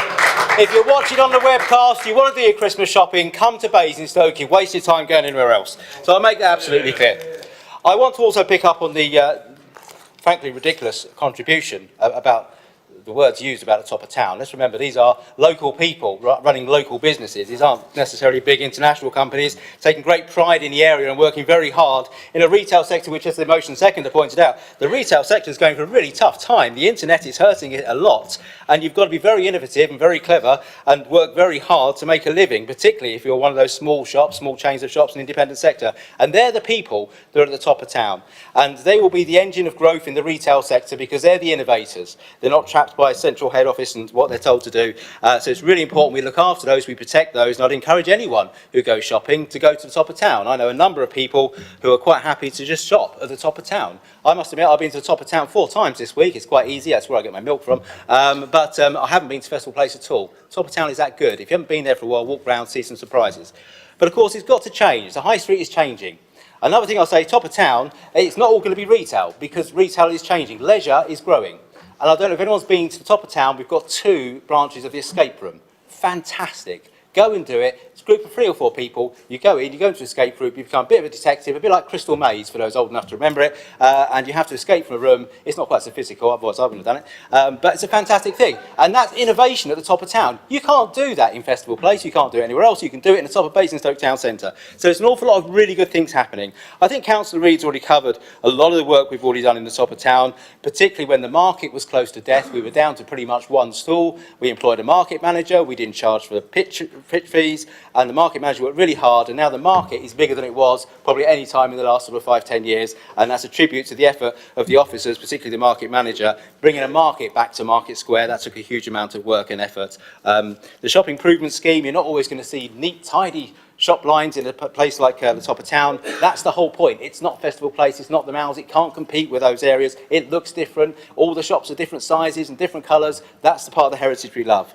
In terms of the tree-lined walks, it's a nice idea, and there was certainly that vision there. There is a line of trees, but you have to remember CCTV is absolutely critical at the top of town, and I fully accept part of my response, my fault, that we didn't have as many trees as some would like because we realised that cutting off CCTV cameras from some of the nighttime economy actually put the public at risk, and we prioritised public risk and had to make some compromises. You do when you're trying to do a 21st century experience in a Victorian shopping precinct. So there we are. In relation to the other things the motion asked for, it asked for an Article 4 direction on the top of town. I'm pleased to say we have an Article 4 direction. Whether that needs to be reviewed to see whether it actually covers all the things that the Labour group would like to cover, but certainly when I went through the government consultation on permitted development rights, it seemed to indicate that they're encouraging residential on top of retail premises, not so much converting the retail premises. There's some anomaly where it says fast food shops can be turned into retail, but turned into residential, but retail can't. So it's well worth a read. I think we should all respond to it anyway. Permitted development rights, absolutely appalling thing. The whole point of us being here is to make the best decisions for our council, for our residents, and we should not have permitted development rights on anything at all, particularly top of town, because Whitehall doesn't know best. We know best, and that's why we're here having a DC committee, and all these planning policies is all going to override them. But we do have an Article 4 direction in place. It's available online. It was accepted, I think, 10th of February 2016, signed off by the Secretary of State. It does mean if you want to change the colour of your door frame in the top of town, you have to get consent to do so through the planning process. So I'm sure if you wanted to convert something to residential, you'd be stopped. Whether that needs to go to committee for us to check that the Article 4 direction we have covers any changes to permitted development rights, really difficult to know until that permitted development rights policy is actually agreed and chosen, and we can probably wait until the government have agreed what they're going to do with permitted development rights and make sure that we're still protected by the existing Article 4. So in that context, we welcome the Labour's joining us in this debate. Certainly a lot of work I've done with the portfolio holder and indeed with Councillor Raffel over the Article 4 direction over the last 5-6 years to make sure we improve the top of town and keep fighting the threat of the internet and keep it vibrant and keep it going has been hard work, and having a few extra people on board taking an interest is certainly something that we're most welcome. But I certainly would say please don't talk down the top of town. Comments like those made by Councillor Taylor were not welcome, were not helpful, and undermines the hard work and effort of our local business people. Thank you.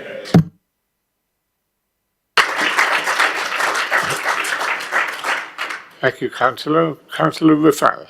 Mr Mayor, first of all, I'd like to say that I agree with the comments just raised by Councillor Gavin James.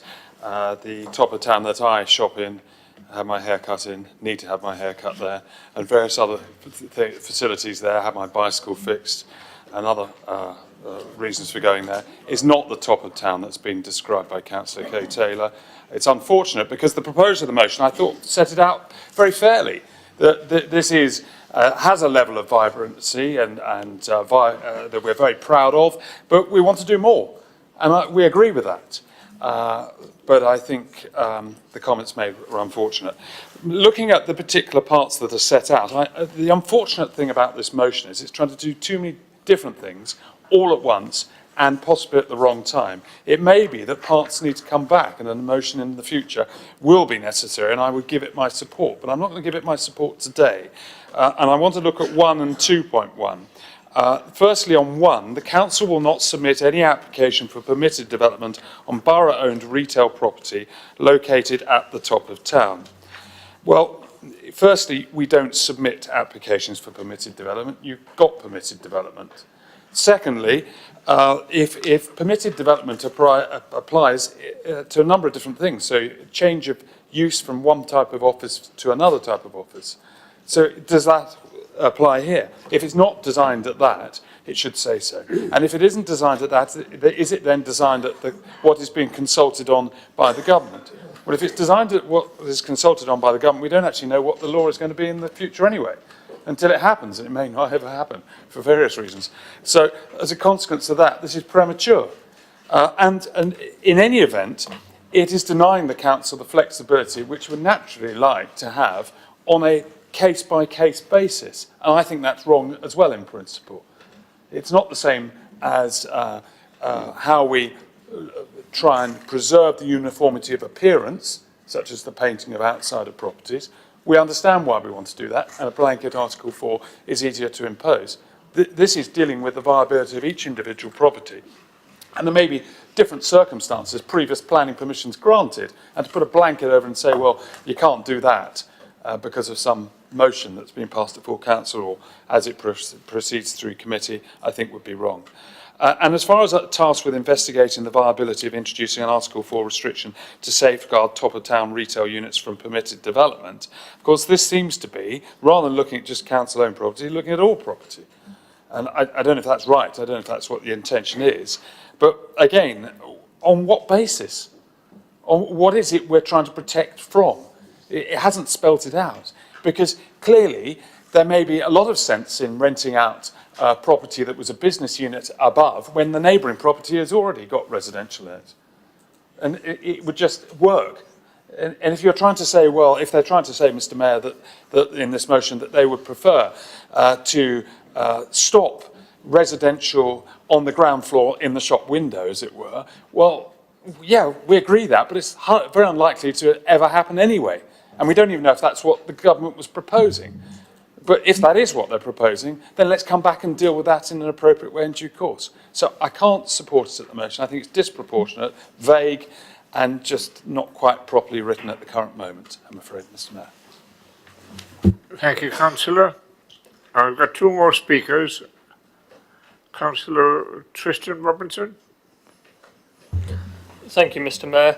I don't mind if the other speaker wants to speak. I'm not. I'll say very quickly, thank you to the proposer of the motion for bringing this forward. I thought his arguments were very well put forward, actually, and another dig for the Basingstoke Service Centre, which is amazing. I think it's interesting as we look at the changing face of retail, and I certainly think where comments directed at Leisure Park are concerned, that we need to be very careful as a council, and I know when we had an all-member briefing very recently about the Leisure Park, that all members are very clear that the Leisure Park needs to be a very, very different offer from the town centre, and the Leisure Park needs to be a designer outlet centre for key businesses working in that designer outlet space. It should never be a competitor to either Festival Place or the top of town, and we are very clear on that. At EPH, we have previously looked at the arguments for implementing an Article 4 when they were considered for Basingview, Hampshire Business Park, and the other area, which Chinham Industrial Estate, thank you. We previously looked at issuing one for the top of town, and it is very challenging issuing those Article 4 declarations, because of course in those areas where we are pursuing them, there is only one type of use. In all those areas, they purely are business areas, and they very much are that. Whereas the top of the town, of course, is a vibrant and dynamic area. And I have to say, I do not recognise the description used by Councillor Kim Taylor at all. What we need to be very clear about with this motion is that we don't box ourselves in for the future. With the changing face of retail, as Councillor Affel said, of course, we wouldn't want to see an application on ground floor retail space turned into residential. None of us want to see that. But equally, if there was part of a building at the top of town where the top floor potentially was turned into residential, potentially solving an issue around, occupancy at the top of town, ensuring that we've got low-cost units at the top of town for people in most need, I don't think we'd want to prevent that. So I do think we need to be mindful of that, and as a result, I don't think it's quite possible to support this tonight. Thank you. Thank you. And the last speaker, Councillor Harvey. Thank you, Mr. Mayor. I think it would be interesting to come back, if we lose the post office, to see what may well be put in its place. And I don't want to see a developer come along and convert that building into a residential use exactly as been described. And I hope we don't see that, because it's a perfect position for what would be an appropriate retail use at the heart of our town centre. And that's the point of an Article 4 in that particular direction, legally drafted in that way. Article 4s do many things. They are a strange beast in that regard in their creation. But the one thing they do, if they are crafted correctly with the right legal backing, is protect areas that we wish to protect from uses we do not wish to see. And it is interesting, isn't it, that we didn't do that, and we saw the loss of the old Barclays building to permitted development with micro flats. We saw the developments come forward on the Chinham Business Park for permitted development, and we didn't seize the opportunity to stop it. And it's too late now.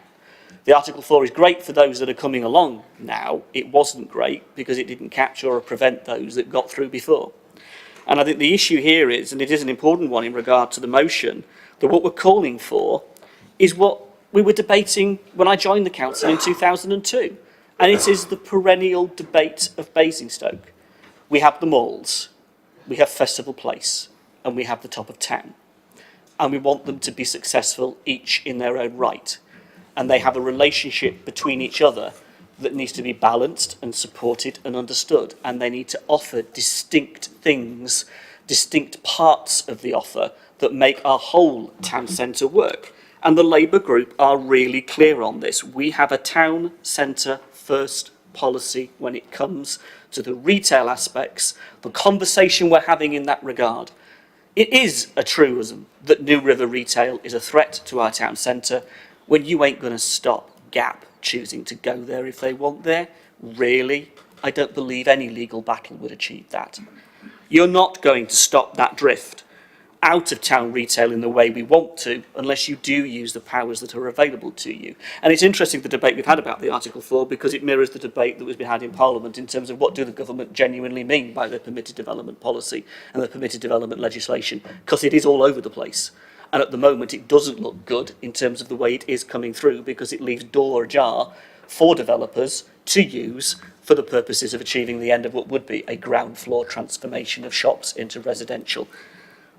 There really is a situation here, I think, where we all love the town centre, we all want it to be successful, but our vision of it needs to be unified. We've had the 2050 document, we've got all the vision documents that go on.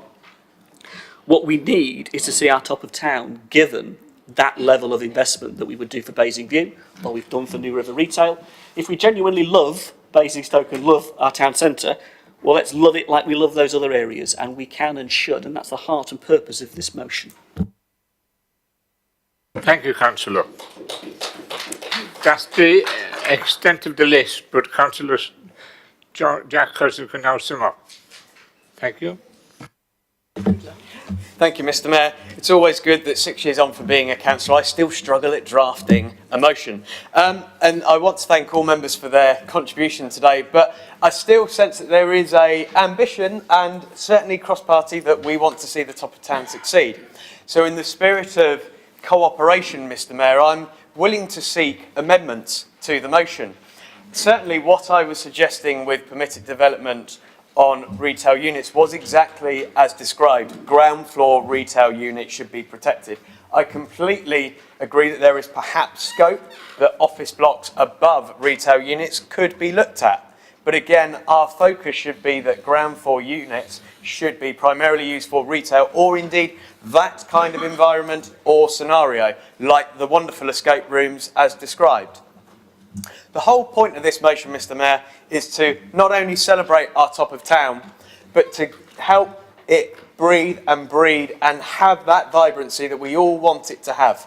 We want it to stand as testament, not just in alignment with Festival Place and with the malls. We want all of that to step together. There are also some things that we didn't discuss that are a unique challenge for the top of town, like its topography. Far too many members in my ward say, that hill's steep, lad. Those hills are steep, going up Woke Street and Church Street. So perhaps we need to think about how we try and tackle that. Do we think about perhaps a land train that can connect the bottom of Festival Place to the top of town? There are things like that that I think that we should be looking at as how we help get the top of town going again. Mr. Mayor, our top of town is fantastic. I want to see it thrive. I want to see it go forward and be that fantastic shopping and retail area that it is. And I know that all members want that. Thank you, Mr. Mayor. Thank you. Thank you, Councillor. Unfortunately, we've run out of time because we ran beyond time on this particular motion, so we don't have time to take amendments. So I'm going to have to move directly to the vote.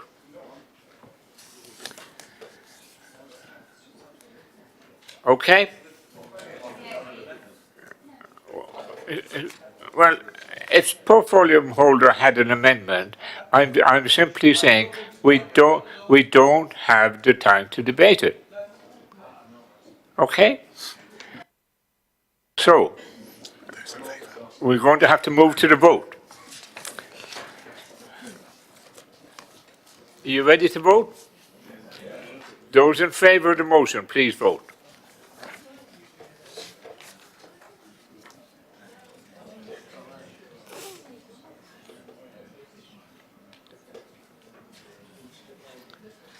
Those against, please vote.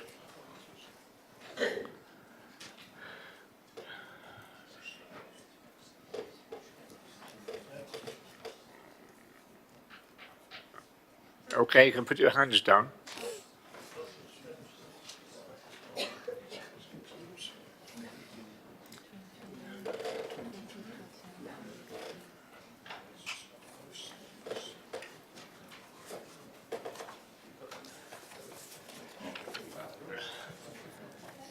Those for the motion was 20.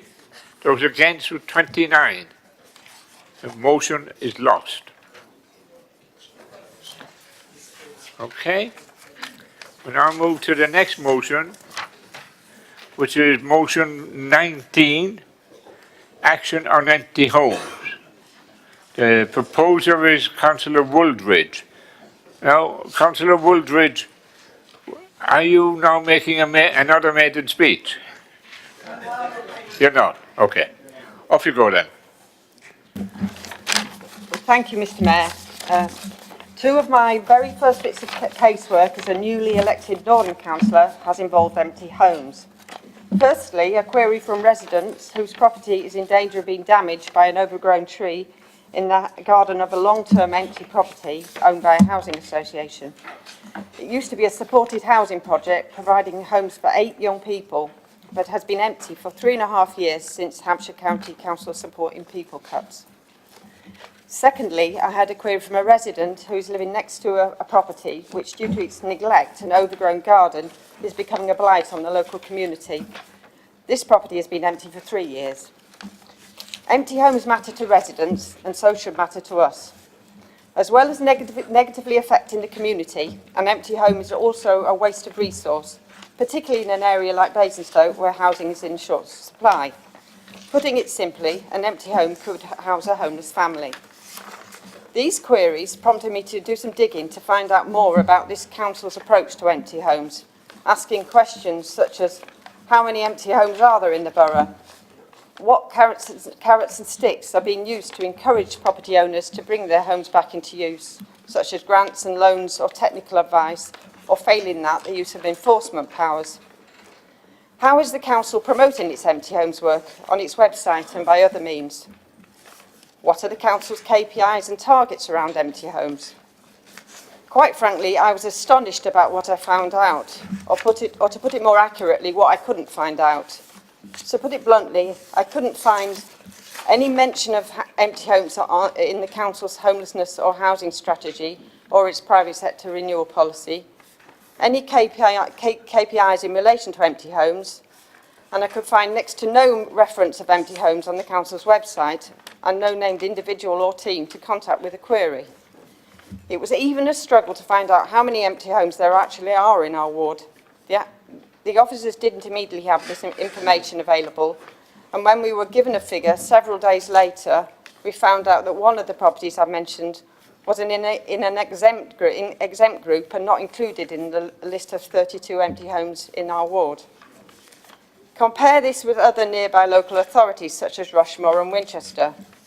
Rushmore's homelessness and housing strategy has a whole section on empty properties, outlining incentives and enforcement powers to bring properties back into use.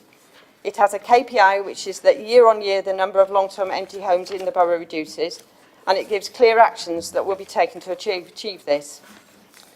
Rushmore also has a useful web page about empty homes, including an online reporting form, making it easy for residents to report them. Winchester goes even further. It has its own separate empty home strategy, with clear targets and timescales about bringing the properties back into use.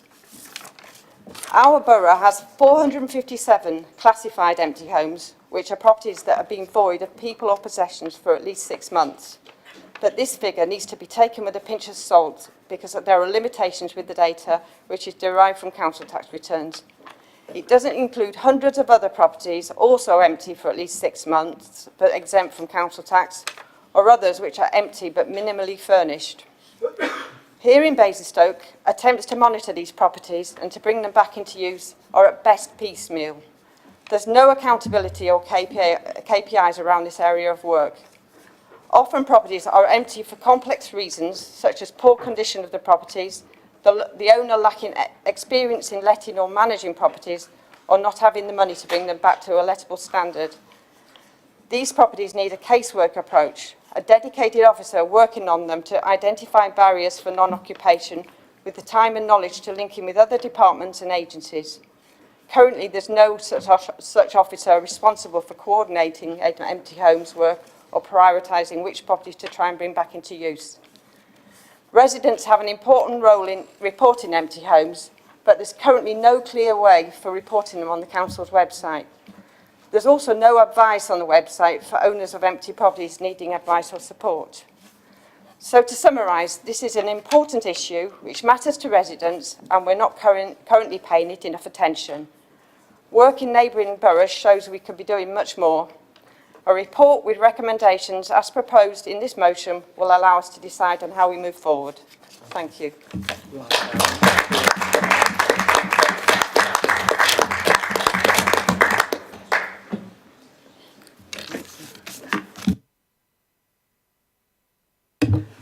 Thank you, Councillor Wooldridge. And the Mayor's... Oh, he's back now. Anyway, I'll do it now.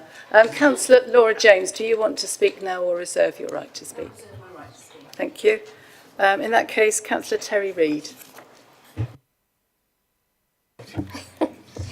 Thank you very much, Madam Deputy Mayor, Mr Mayor, thank you. Excuse me, in responding to this, first of all, to say welcome back to Councillor Wooldridge. Very nice to have you back. Also, to make it very clear that despite the impression you may have gained, there is actually a huge amount of work that goes on empty properties in this borough, and it's actually cross-departmental work. So rather than one half person in housing, it's actually across various other officers who work together to achieve various ends and aspirations in terms of delivering on empty properties. But before I list some of the actual actions that we take and some of the achievements and successes we've had, I would like to say that we're very happy to come to EPH with a report which actually gives more detail. So rather than spending quite a long time now giving a great deal of detail into the work that goes on, we're very happy to come to EPH so that we can inform members and have a debate with members and make it quite clear that this work does go on, despite obviously appearances to the contrary. Obviously, bringing empty homes into use for residents who need a decent and affordable home is a priority for the council, and it is a central plank of the housing and homelessness prevention objectives, and is reflected through a number of strategic documents, so not just the housing and homelessness strategy, but also the council plan and the private sector renewal and enforcement strategy, so say cross-departmental work. Consideration of this work would have to be prefaced with the recognition the council does have this robust strategic approach, and this encompasses how we will and do deal with empty homes. And this framework does have a range of casework-based priorities around it and a casework-based approach, and a set of initiatives which are undertaken across teams, across directorates, across the council. But it's also important to emphasise that we need a properly informed understanding of the actual numbers and the genuine prevalence of resolvable issues, and it can sometimes be easy to draw conclusions from a snapshot, which perhaps is misleading at times, and also more significantly might result in misdirection of, as you mentioned, finite staff resources at a time when those resources can be quite scarce. We do have a range of measures and KPIs to gauge success of the strategic policies and interventions, and a great deal of work has been undertaken, including with the performance panel, to actually ensure the KPIs we use are relevant and meaningful and target the right outcomes. And that work on empty homes is an integral part of those KPIs that we work with, particularly in terms of how we measure performance and how we minimise bed and breakfast, because obviously empty homes are a key part of our approach to bed and breakfast. In 2018-19, our target property placements for the year was 56. Within 6 months, we had achieved 88% of this target. And by March 2019, we're likely to double what we set out to achieve at the start of the year. So our target for bringing properties into use for homeless prevention was 64 for this year. Just to briefly as well, most local authorities who measure empty homes figures also add net increases after demolition of houses or indeed use of brownfield sites. So that isn't actually necessarily the most accurate measurement, and it's not something that we do.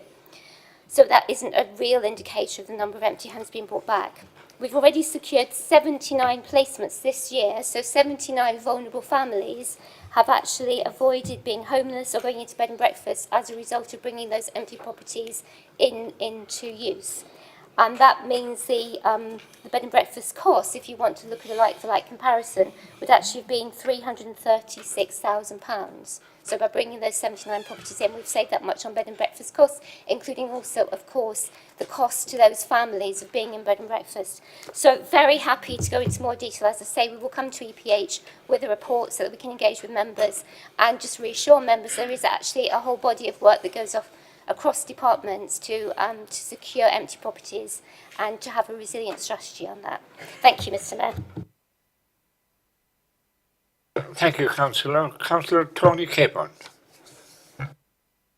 Thank you, Mr. Mayor. I just wanted to pick up on a couple of points. I support the ethos of this motion, and I think there is definitely more that we can do as a council. But to just kind of echo some of what the portfolio holder has just mentioned, I felt it important to acknowledge that there are many reasons why a home might lie empty, and a one-size-fits-all approach isn't appropriate and wouldn't be suitable in all cases. So therefore, I support the current work that the officers do in their efforts to look at situations of empty homes on a case-by-case basis, according to the specific circumstances and any potential success of any market intervention.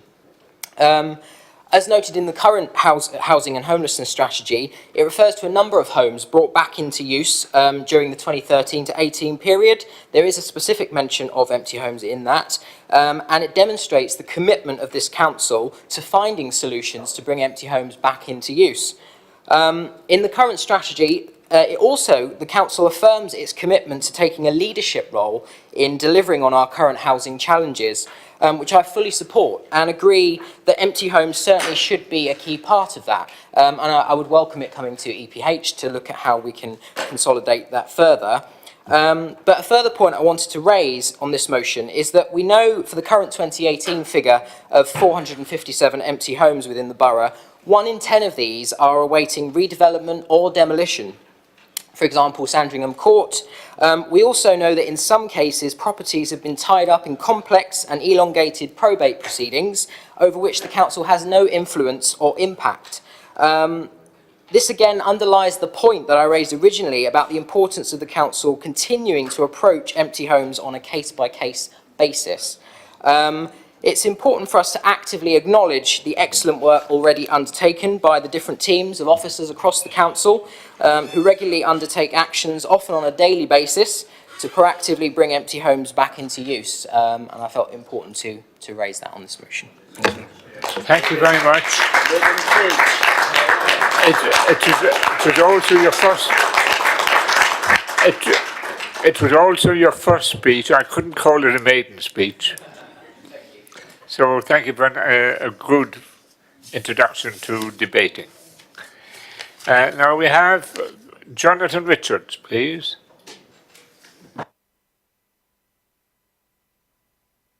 Thank you, Mr. Mayor.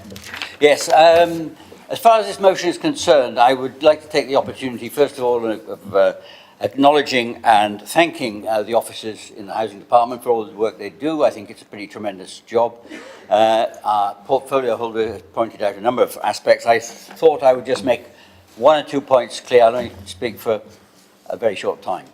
I wanted to come to this figure of 457 unoccupied properties during the last 6 months. I just feel we need to take these figures rather cautiously. They are just a snapshot figure, and of course the number of vacant houses is fluctuating continuously. As we know, the dynamics and fluidity of the private sector market is changing all the time, and so you can't put any hard figure on it at all, and we have to be careful with comparisons. Taking the figure 457, that represents 0.6% of all dwellings in the borough. That is a low figure compared with other boroughs. We're well below the national average on that. So from that point of view, that's a good thing. The other thing I would like to say is that this figure has come down from over the last 3 years. Although as a borough we're continuing to build and expand, the percentage of unoccupied houses, unoccupied over a 6-month period, has been reducing. In 2016, the figure was 0.68. It dropped in 2017 to 0.62, and as I've just said, it's now 0.60. This reduction has clearly been due to the hard work of our officers, and they of course work under the guidance of our housing and homeless strategy. This is an overarching strategy for the council and for the housing department, and it does have a key performance indicator, KPI, and that is, I think this falls under the KPI of new placements in private rented sector per annum. So that is a recorded, it is recorded and measured annually. So I just wanted to make that point. As the portfolio holder said, willing to see this coming to which committee? EPH, right. And as the portfolio holders already mentioned, the target for this year is already surpassed. So with that, Mr. Mayor, I just wanted to make those comments to put the thing in a bit more perspective. Thank you. Thank you, Councillor. Now got Councillor Gary Watts, please. Thank you, Mr. Mayor. I support this motion. I think this council should have an empty home strategy and should have some key KPIs around this issue. Councillor, I forgot your name, mentioned Sandringham Court, which is in South Ham Ward. This has been empty for 4 years. This was owned by a local housing association, and it was closed due to Tory austerity and Liberal Democrat austerity. We're going to airbrush them out of history in their part in running down the social fabric of this country. Sandringham Court is currently boarded up, and it's always been constantly vandalised. And it's a blight on the community. Local residents are fed up with the inability of this council to rectify this problem. While I was campaigning in the local elections this year, a gentleman confronted me and said, how can you justify building on greenfield sites when Sandringham Court is boarded up? I couldn't disagree with that gentleman, Mr. Mayor.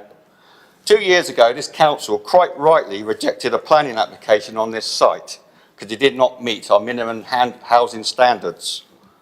A new planning application was submitted last December, and this has been in limbo ever since, because during the winter there was bats were hibernating in that particular building, and it could not be demolished, and the planning application could not be moved on. So the summer came, we had a record summer, temperatures, and the bats disappeared. But we couldn't move on because officers were in discussion with the Housing Association over 106 and SIL settlements, touching into the motion we've had earlier on. So it's quite disgusting, really, Mr. Mayor. We have thousands of local residents waiting for affordable homes while this building has been empty for 4 years, which could home 15 families. But we have a council that is more interested in pumping millions of pounds into half-baked schemes like Basingview and the Leisure Park instead of putting people first. So I think it's about time this council got its priorities right and started putting people first and adopt an empty home strategy. Thank you.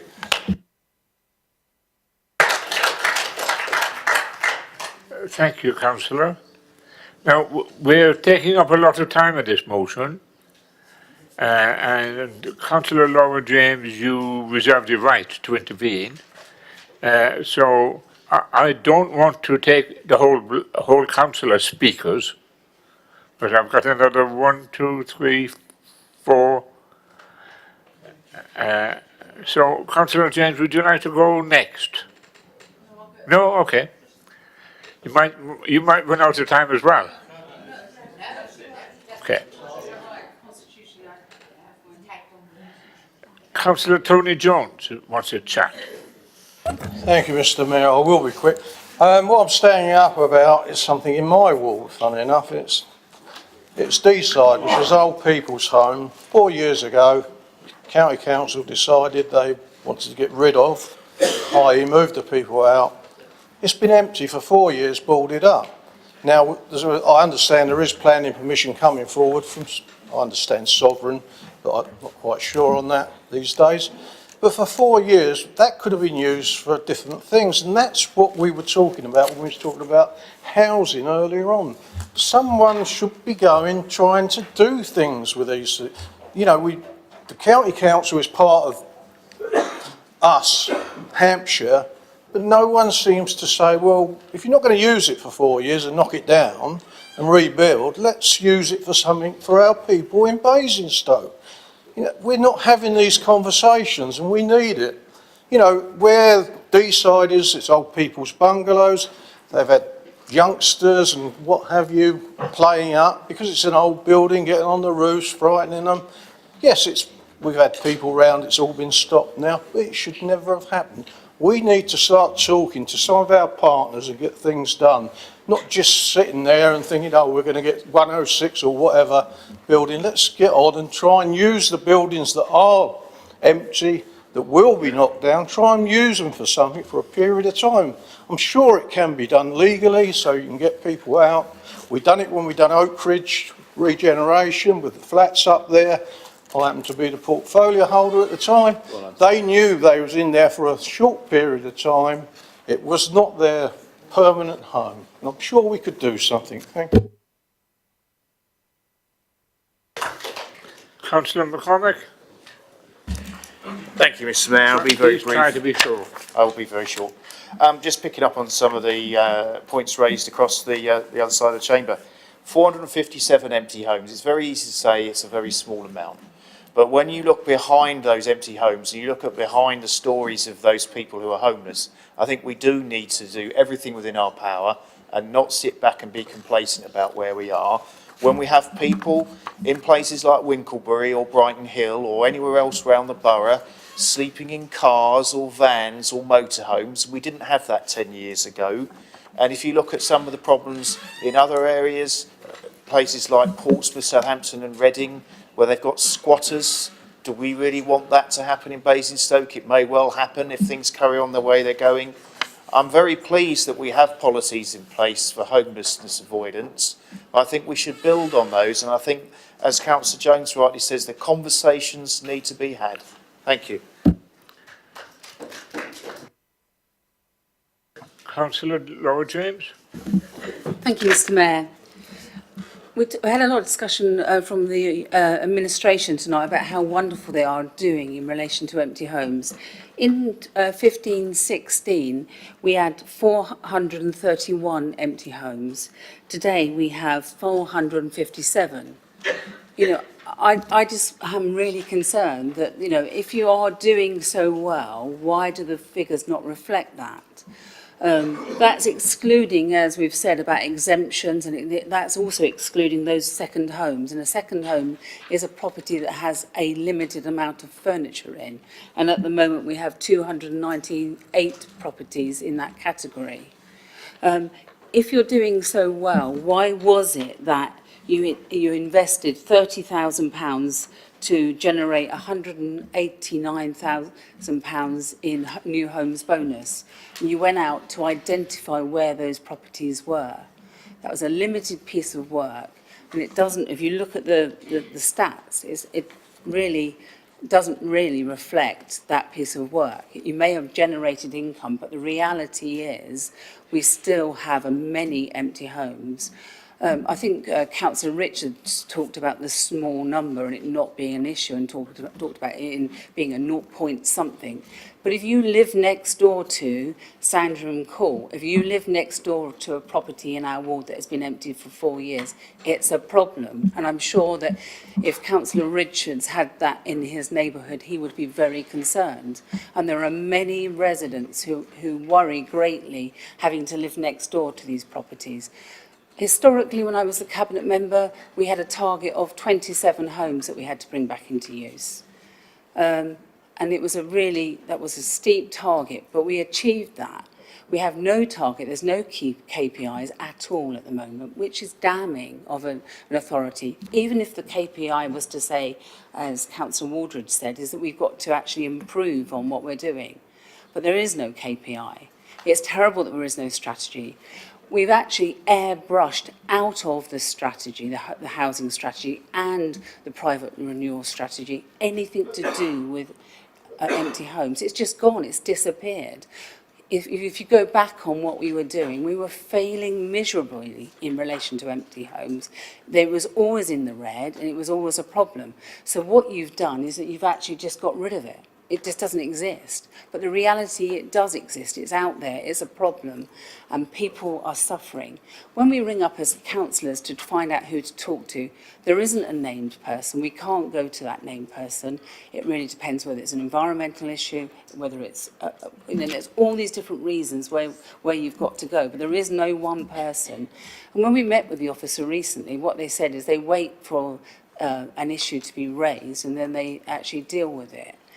The figures that we also mention in this report, that we actually highlight, are those that are identified by council tax. That's assuming that somebody with an empty property is wanting a discount. It doesn't mean that there won't be empty homes out there that are not actually empty and not requiring a discount. It is a problem. It's something that we should do. We should have a housing strategy that makes reference to empty homes. We really need to have a KPI. We need to be saying that we want to do better. It's not good enough that in 5 years we've actually increased the number of empty homes. I know it's fluid and it changes on a daily basis, but it's also an issue that we need to look at. I think all of those properties that are in probate are an issue, and I think we need to look at what we can do to support people to get those houses back into use much quicker. If you think about it, the number of empty homes in all the categories are more than what we're required to build in the local plan over 1 year. And they're sitting, so really we should do something about it. It's a significant number of houses, and there are lots of people that want somewhere to live, but the reality also is that it has such an impact on the communities that we're living in. It really is so awful to have to live in these areas, and I think you don't understand that. Clearly, it isn't possibly an issue in a rural area, even though there are properties in rural areas that are empty. But I think if you live next to an area in a very high density area that is empty, we should be doing all we can to bring them back into use. Please support the motion. Thank you. I've got two more speakers. The next one is Councillor Carruthers.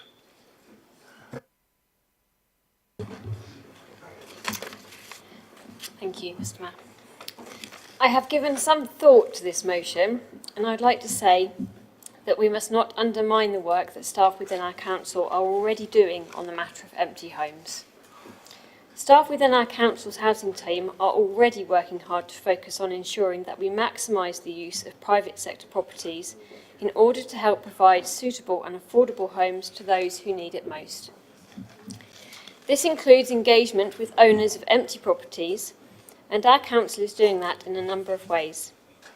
By finding and working with particular landlords who will purchase empty houses to make them available through a rent bond scheme, this council has successfully filled some empty properties. Recently, staff have worked hard with 2 landlords who have purchased 6 empty properties that are now available on this scheme.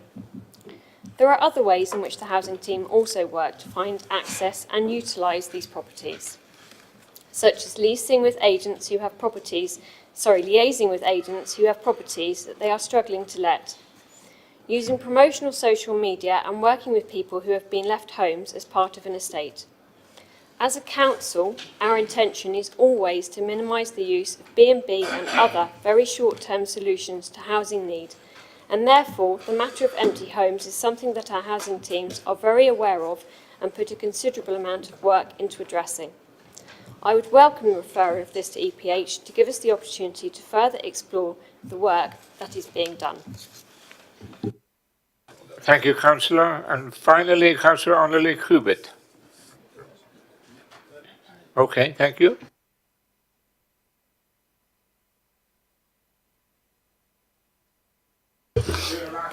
Thank you, Mr. Mayor. I think it's several issues here that need to be just unpacked a little bit because, we can sometimes confuse different aspects of this very important debate. And when we talk about empty homes, I think we need to be very clear what we're actually talking about. And There are so many different categories and so many different elements of this that even the officers, in describing it to us, were getting confused about actually which is one and which isn't one, and where does it fit and which list is it on and how does it get qualified and not qualified. And the issue here is about that, really, and that's the point of the motion. So I welcome and I'd like to thank the idea that this motion could go to, with the report, the EPH committee, so that it can be examined in far more detail than on the floor of this chamber this evening, which properly and should be unpacked. We need a joined up approach here. I don't think it's good enough to say this department, that department and the other department will deal with it, in the sense that we're talking about the need for a joined up approach.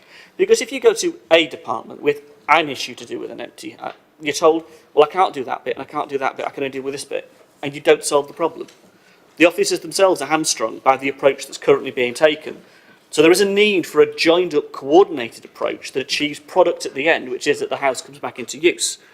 And again, what are we talking about here? Lots of different homes in lots of different circumstances, but the bottom line is there are enough empty homes out there to qualify for a full year's worth build on our local plan. That is a staggering figure. Don't look at it from the number of homes across the entire borough. Look at it from the point of view of development and the amount of homes that are required to be built in our borough, and we have a whole year's supply of empty homes sat there in Basingstoke and Dean being unused for a variety of reasons that we, working with our partners, can do an awful lot about. I think there is an issue to do with social landlords and their approach to the delivery and reusing affordable housing, and we have seen that, and we've seen them stumble as much as we have seen the private sector stumble and private owners stumble. There is another issue here which is important, which is practice, actual practice of bringing homes back into use. Some of these are in so much of a prominent location, the dramatic impact it has on the local community is significant. I think of one in particular where you literally drive up the road and it is in your face. You cannot miss the boarded up empty home that is in the middle of our town in that context, as one example.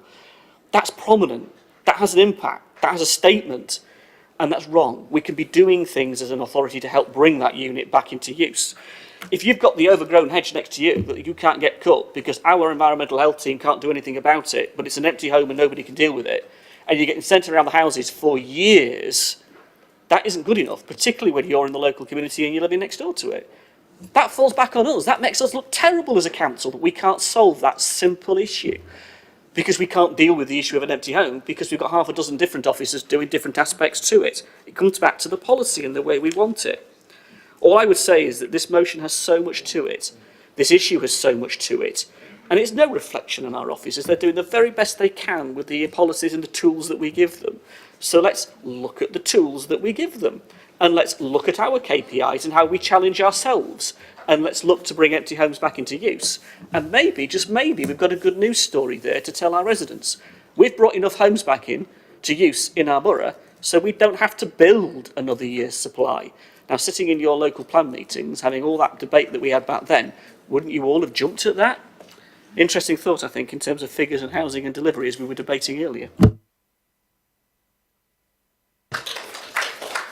Thank you.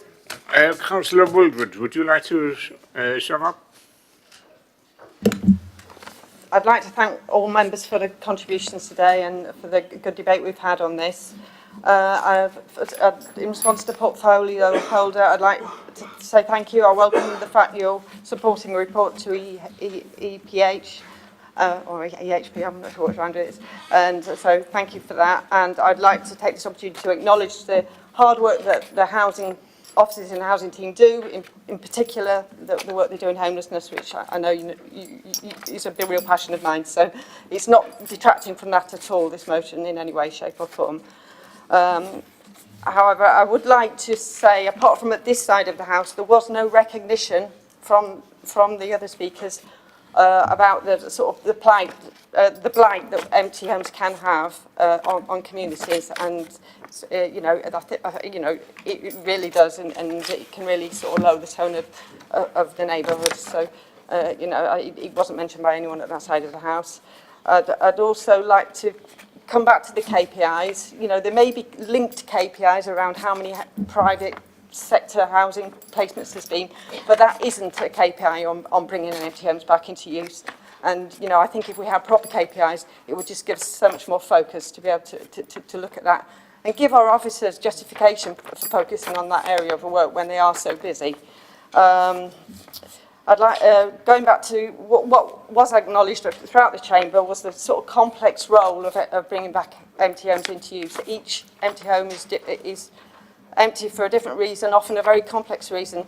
And whilst I do acknowledge there may be officers doing bits of work in different departments, that doesn't mean to say that they're, you know, working in a coordinated way. As Councillor Harvey and James mentioned, you know, they'll do it when you know, an issue arises rather than as a planned approach. And it's that what we're really trying to get from this motion. So, and finally, you know, our performance has deteriorated. There were 431 empty homes in 2015-16. It's now gone up to 457 this year. I think we all need to remember these are homes for these could be homes for homeless families, and for that reason I would ask you to urge you to support this motion tonight. Thank you.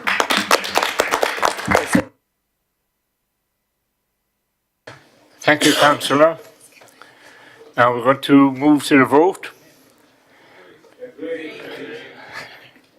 Excuse me, can I do my job?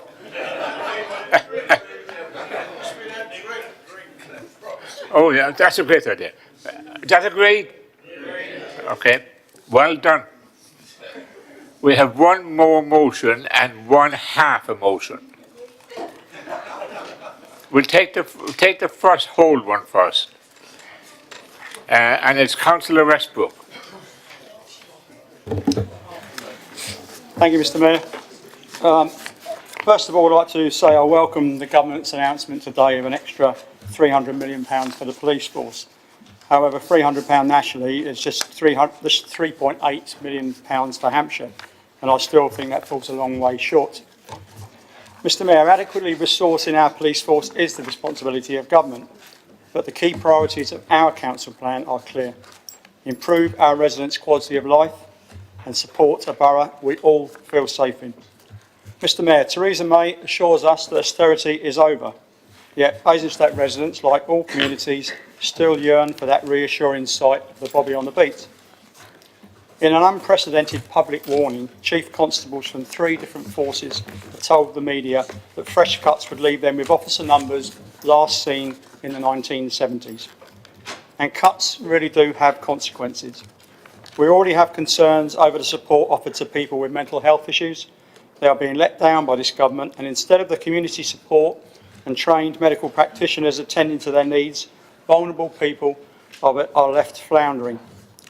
We've all read the recent reports of police having to handle a call every 2 minutes on mental health issues, tying up the already stretched police forces. Mr. Mayor, we refer to the loss of police officers as cuts, but the Tories always like to refer to them as efficiencies. But Mr. Mayor, the Conservatives would do well to remember that if you have an efficiency after efficiency after efficiency, eventually you become inefficient. In respect of this motion, we haven't seen any significant increase in CSPO staffing numbers over the last 7 years. As the motion points out, they're accredited to the police and already work in a number of areas to assist them. However, it would be good to explore the possibilities further, perhaps benchmark with other authorities, for example. We've worked closely with our CSPOs on abandoned vehicles taking up parking spaces that are reserved for disabled residents. We've worked with them on presentations alongside training standards and housing associations to offer some reassurance to our elderly residents on a number of issues.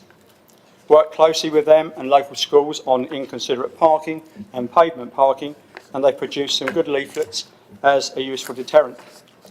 They've run campaigns on fly tipping, dog fouling, notice your neighbourhood and antisocial behaviour. They've even helped resolve neighbour disputes through a quiet, sensible word. The list goes on.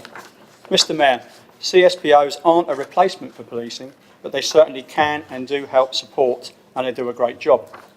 This motion asks Council to review the current CSPO operation, ensure that it's adequately supported, explore the options for more powers, and putting more CSPOs on the ground. And we believe that the CEP committee would be best placed to undertake this piece of work. Thank you, Mr. Mayor. Thank you. Councillor Gavin James. Thank you, Mayor. I speak in support of the motion, although I don't support every single aspect of it. And I think Councillor Westbrook's alluded to one of the problems already. There's no way this council can fill the void that's been left by the incompetence of central government and our Police and Crime Commissioner in leaving our streets unprotected. Clearly, in September, or whenever the conference was, Tory party conference this year, Theresa May announced that austerity was over. But it's also worth remembering in 2017, the Conservatives announced that they'd have strong and stable government under the leadership of Theresa May, and I'm not sure that's worked out terribly well. On a serious note, this week I was speaking to a top-of-town trader who was on his way to work for an evening at his establishment, and he was assaulted. He was walking past one of the local pubs. Three men came out of the pub, they assaulted him. They beat him up, they hit him several times. He got pushed into the road and the car had to swerve to avoid him. He managed to get away from his assailants and he was chased to his business premises. When he got there, he picked up the phone and phoned the police, and the police turned around and said, "Sorry, we can't do anything, we've got no officers available to come and see you." 3 days later, he still heard nothing. Now, that's a separate complaint. I will deal with the police myself. But that shows you how desperate things are right now. That someone, a local businessman, can be assaulted in our streets in Basingstoke and the police haven't got the capacity to deal with it. Now, clearly a CSPO in walking down that road would have been a deterrent. Perhaps their presence would have stopped it. They may have even intervened using their citizens' powers. But what they can't do is investigate crime. So I'm happy to support the motion, but we must not in any way give the impression that we're going to try and fill the void by the police force. The police have been cut too far. There are not enough police in our streets. We need a lot more than the 3.8 million that we've been promised that we'll never see. And I don't think the motion must not be seen in that light. We can always review our CSPOs. They do a great job. We should have plenty of them on our streets and make sure they're properly supported, but they're not police officers. They're not there to deal with the kind of issues and investigate crime. We haven't got enough police officers, and we shouldn't lose sight of that. Thank you. Thank you. Councillor Regan, I apologise to you. I reserve my right to reply, Chair. That's fine. Councillor Bound. Well, thank you, Mr. Mayor. I'm happy to support the large majority of this motion. As this authority's representative on the Hampshire and Isle of Wight Police and Crime Panel, I was pleased to see that the panel unanimously supported the local funding increase proposed by the Police and Crime Commissioner for his 2018-19 budget. I can also confirm that the panel unanimously supported the Commissioner's view that the central government funding formula for Hampshire meant our force is underfunded by some £47.8 million. The news today that the Police and Crime Commissioner has more freedom to increase the police precepts to help the constabulary tackle the changing demands that they face is welcome.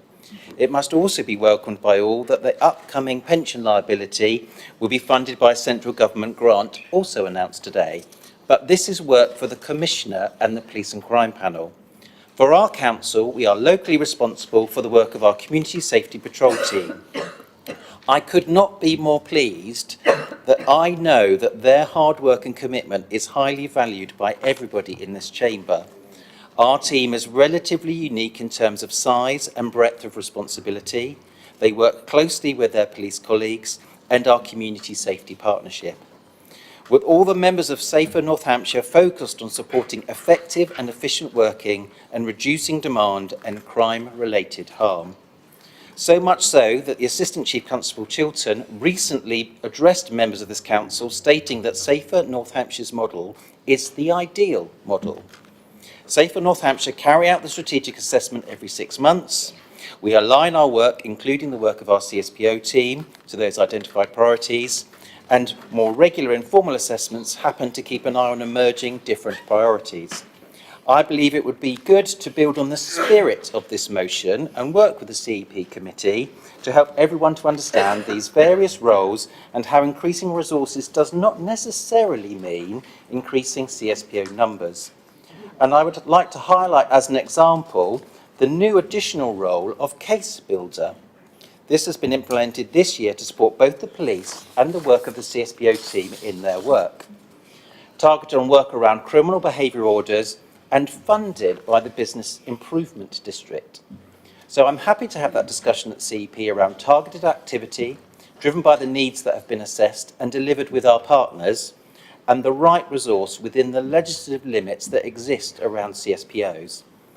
And to state very clearly, we have already increased the resources focused on this work. Thank you, Mr. Mayor. Thank you. Councillor Saunders, please. Thank you, Mr. Mayor. There are four key aspects, four pillars, if you like, that our residents keep telling us are the foundations of our society that we have in Basingstoke. The first is to have an adequate supply of good homes, so we've all got roofs over our head. The second is to have good jobs and the education to go with it so we can take those jobs. The third is to be fit and healthy, which means having a good, effective healthcare provision and the facilities for exercise and healthy living. And the final one, and in some ways the most important one, is to be and to feel safe in our own homes and when we're out and about. CSPOs have a special place in my heart because it was my role more than 10 years ago now, for goodness sake, as a newly fledged cabinet member to bring them into being. They emerged as a result of a remarkably good piece of cross-party working in committee to examine the whole question of community safety and community development. And it wasn't an easy birth. We had to negotiate with HCC, which is never easy, who had their own parallel force of accredited patrollers to bring them into one unified team. We had to negotiate with the police, who were slow to react, firstly to get accreditation, and then more importantly to get them accepted as being part of a combined community safety approach. And of course we had to get the public to accept their presence on the streets as a new force for the good. But we got there. We got them well and truly accepted. Indeed, by the time the HCC decided to withdraw from participation, the effectiveness of CSPOs was clearly established, and for me it was an absolute dead given as a decision that we would continue to support CSPOs just as this council and all the work that they do. Being a CSPO is not an easy job. In fact, sometimes it's a very difficult job. Quite often they have to deal with distressing situations, but they do so with sensitivity and effectively. Sometimes they're kind and understanding. Sometimes they have to be firm and tough, especially when it comes to dealing with antisocial behaviour or littering. They, more than almost anyone else, know what's going on in their communities that they serve, and that's why they become accepted by the police as a vital partner in a joint team working closely together. You may remember the Tottenham riots in 2011. Copycat riots were spreading across the nation, and Basingstoke wasn't immune. It was through the CSPOs and their links into the community that information was obtained that enabled police resources to be deployed, that headed off the potential serious disturbances before they began, so that Basingstoke remained safe and unscathed during that period. If I've done nothing else in my time as a councillor, I feel proud to have been associated with the CSPOs. And it's also a great source of pride that I still see some of the original team out on patrol embedded in their communities. Crime is always a bit like, or dealing with crime, a bit like squeezing a balloon. You can squeeze it in one side and it pops out over there. So therefore, I welcome the idea of a review of the activities and indeed of the whole community safety initiative that we have within the borough to ensure that we are giving it the right level of support. It worked exceedingly last time as a cross-party committee exercise, and I look forward to doing exactly the same thing again this time. Thank you, Mr. Mayor. Thank you, Councillor. Councillor Sherlock. Thank you, Mr. Mayor. I think it'd be very beneficial to send this to CEP, and I also sit on the Crime and Disorder Joint Scrutiny Committee, which is Safer North Hampshire, and I have yet to see a representative from the Labour group or an apology from them in the last two years. Thank you, Mr. Mayor. Thank you, Councillor Sherlock. Councillor Rob Golding, please. What was it? Thank you, Mr. Mayor. I would like to congratulate. Point of order. I'm sorry, could you start your point of order again, please? I'm just to the councillor who accused me of not attending the meeting and not letting him know. I was ill at the time and I did let the committee know. So he needs to get his facts right. Thank you. Councillor Golding. Thank you, Mr. Mayor. I'd like to congratulate Councillors Westbrook and Regan on crafting a motion that enables them to do their little bit of having a dig at the government, but not being so negative and destructive that we can't support the motion. So, well done. I'm happy as Chair of CP to support this. The motion is clear. We're going to have a debate on police issues. We will be having a debate on our CSPOs, what they're doing, how they're funded, what their role is. So I welcome that. I look forward to the debate in due course. And we have a CEP meeting next week, and we'll try and remember to program it into our work programme at that time. Thank you. Thank you, Councillor. Well done. Councillor Harvey. Thank you, Mr. Mayor. I was worried there for a moment that sounded a little bit like the Leader's Swan song, going back and thinking about the past and what you've done. I hope not. I hope I can identify. I hope I can identify if it was the case, the third of the group that's going to support you, or 2/3 that are going to support you, and the third that aren't, as it's 200 versus 117, isn't it? So just going back to the motion, the point about the money from government is an important point, and we shouldn't lose sight of that. A lot of that resource is going to be eaten up by the pension aspect of it. It isn't going to wind up going to frontline policing. It's going to actually meet the issues that the police forces have faced in the underfunding of their pensions. And that is a reflection of how the police themselves have been undervalued and underfunded over the past 10 years. There is an issue about police cuts, and we shouldn't shy away from it. We've lost over 1,000 officers in Hampshire, and that has had a massive impact. And we're right to say, and we can be rightly proud of our CPSOs, but they're not there to replace the police. That is a very important point. We always do step in. As a borough, we always do try to pick up where our other statutory authorities perhaps fail on occasion. And we work with them, and we partner them, and we support them with all the stresses and strains and troubles that they go through. But in the context of the police, I think it's important to say that people want to see a uniformed presence on their streets.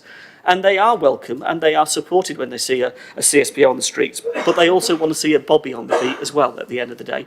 Somebody who actually has the powers of arrest or the powers of intervention when our CPS can't always do the job.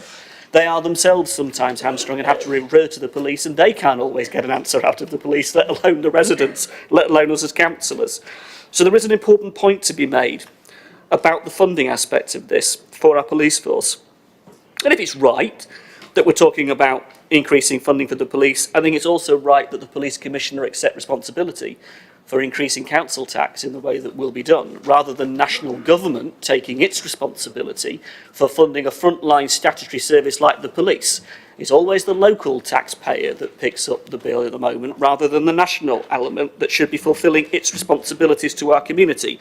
It's passing responsibilities on to local government at a time when local government can least afford to take them on. And it's wrong, and it should not be that case. If national government believe in this, they should step up with the money that is required to put our police back on their feet in the way that we want them to be, and not as the police chief constable of a recent police force said, which was that he could no longer guarantee the care of his local population because he just simply didn't have enough police in the first place to do the job. What a really telling statement from a chief constable, that they simply don't have enough police to do the job. Terrible statement of the situation we've got ourselves into. So if there is one thing we can do, I think, is coalesce around wanting to support our CSPOs and see them do the job we want them to do very successfully. But we should also be brave enough to stand up and say to our Police and Crime Commissioner and also the government, come on, where are we going with this? I want to see that Commissioner push back on the government and say, hang on a minute, you need to be putting the money in as you should, not simply losing it into the pensions that have been underfunded anyway. We want money to put bobbies on the beat for frontline policing, to reinforce the safety that our community genuinely wants. And in all of this, at the end of the day, it's also about the strategic choices that are made. And I know our police have struggled with that. They've struggled with the idea of tackling the major crime issues such as drugs and other organised crime issues in proper funding and proper investment alongside the issues of street crime and antisocial behaviour crime. And that's something that they've tackled and dealt with as a police force in Hampshire in a very difficult way, but they've done the best they can with the resources they have.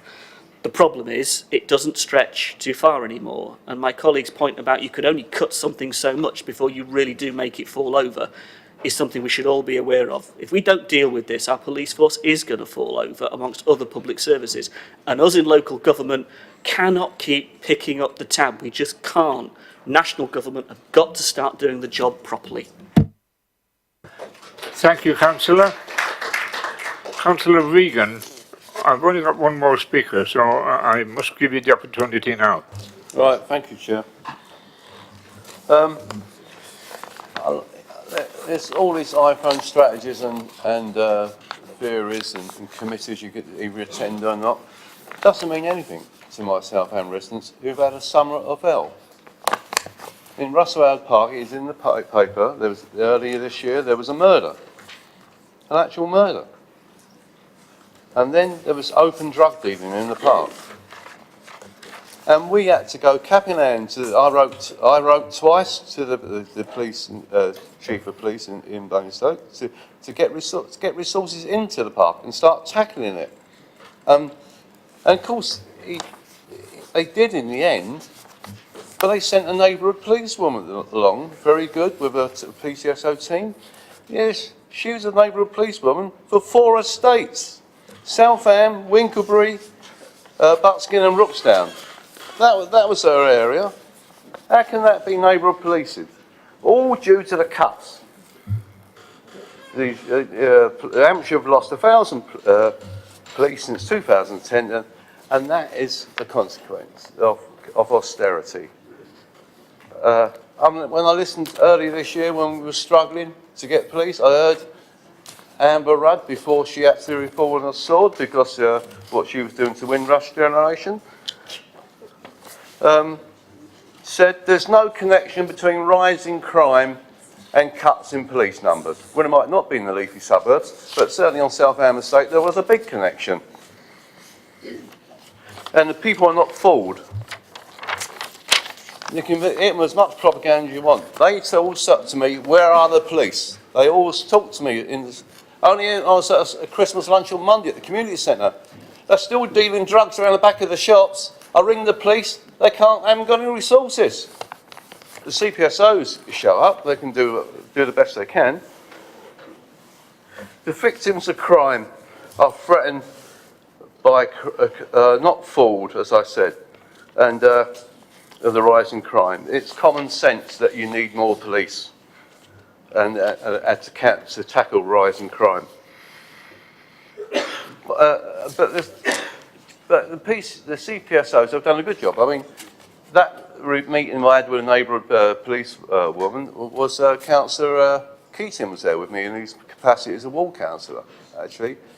And they devised a strategy. We're working, the police, PCSOs and CPSOs were a big section of it, actually, to start tackling it. As in the late summer, early autumn, it has had some consequences. There have been arrests and places shut down were dealing.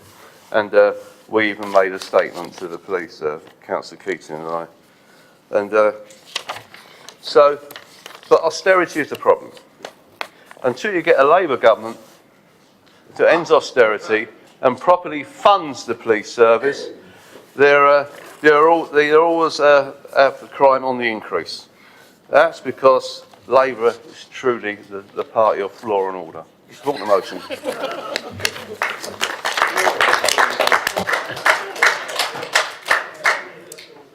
You were very short that time. You could have gone on for hours. Thank you. Councillor Raphael, please. Mr. Mayor, I agree with the sentiment behind this motion. We face a very challenging time with policing in Hampshire. The shortage of frontline police officers has directly led to a rise in crime. No one can deny that.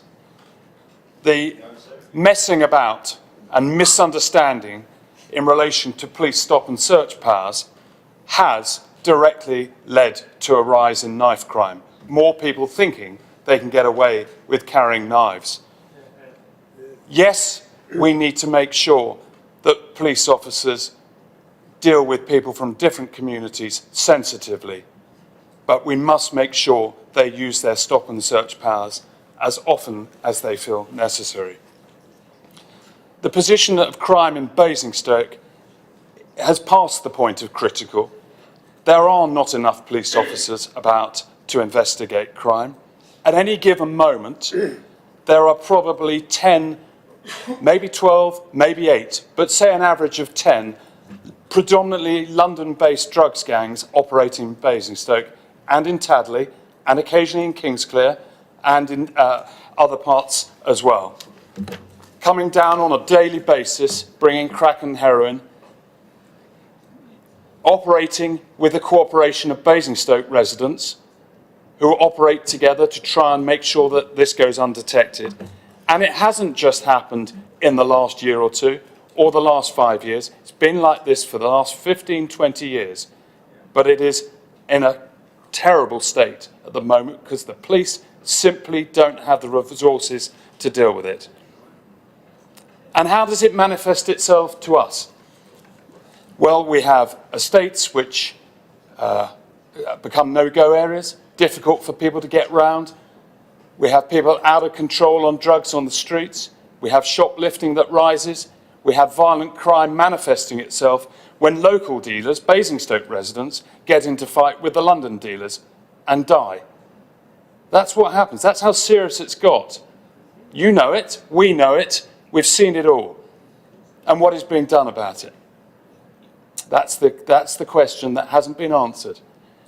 And it is manifesting itself in the form of what we call rural crime. Crimes that other members don't necessarily hear about, Mr. Mayor, because they're so conscious of the ones that they are aware about. Plant machinery, farm machinery being stolen week in, week out across Hampshire, being used for other crimes. A village not far from my ward has had 3 cash points ripped out on 3 occasions in the last 18 months using stolen farm machinery. And one night in my ward, several different crimes, cars stolen off driveways, and then some of them being used in other crimes. A post office in my ward burgled at night time twice in a month, and the safe taken out on the last occasion. Something needs to be done. It is about money. It is about priorities. But clearly both are not being directed to frontline policing by those who've got the opportunity to do so. That funding doesn't just have to come out of national taxation. If you ask our residents, Mr. Mayor, they will tell you they really don't care how they pay for it, but they're prepared, most of them, those who can, to pay more somehow to get back to the level of policing that existed even in 2014, before the latest changes in beat areas introduced under the independent Police and Crime Commissioner Simon Hayes, with the authority of the then Chief Constable.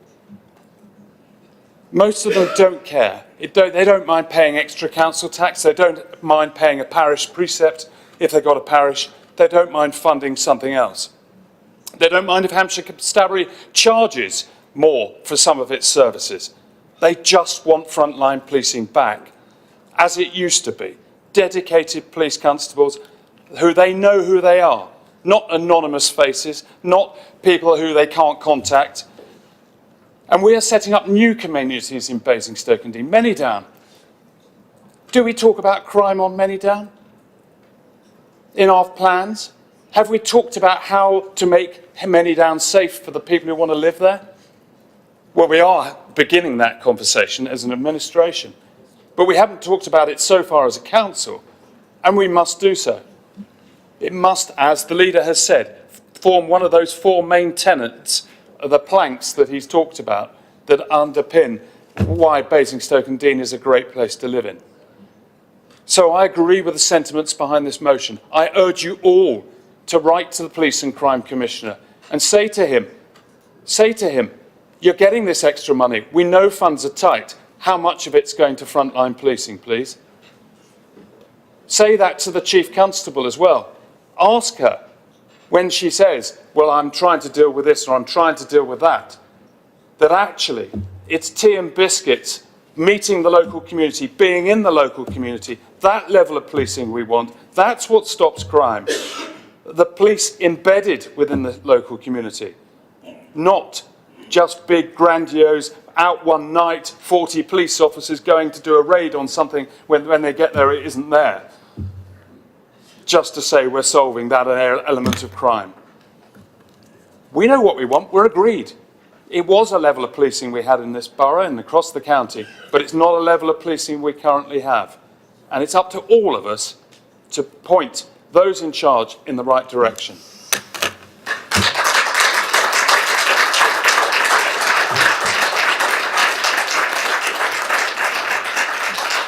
Thank you, Councillor. Thank you, Councillor. It's 9:30.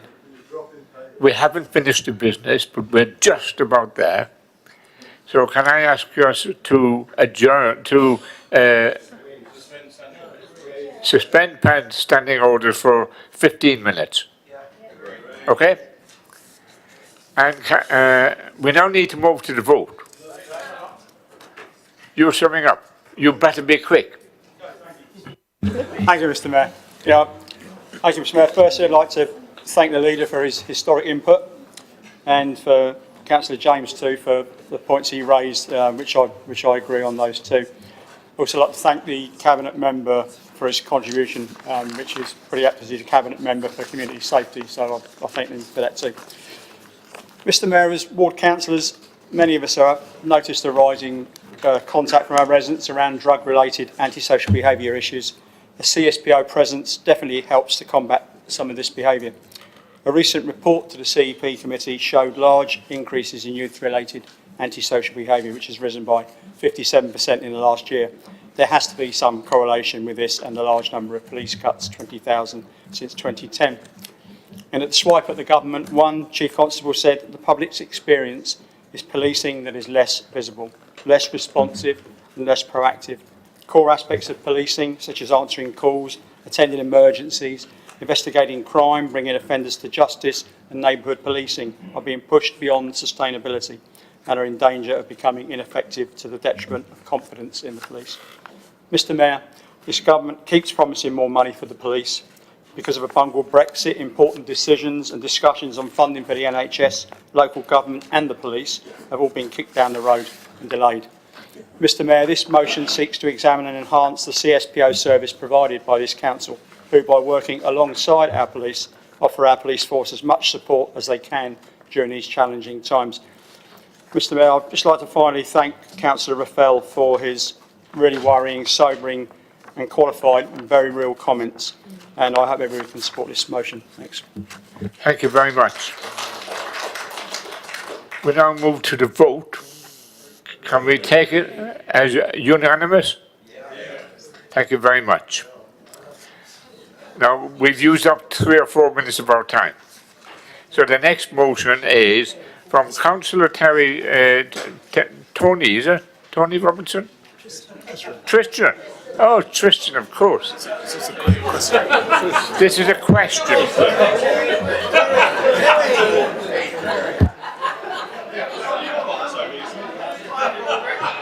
It's all.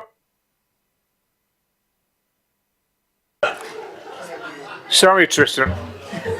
It's a question.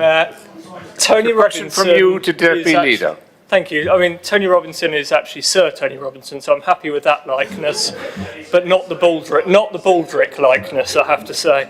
I do have a cunning plan, though. It's not as cunning as Councillor Raffel's, though. Councillor Raffel's plan is so cunning you could pin a tail on it and call it a weasel.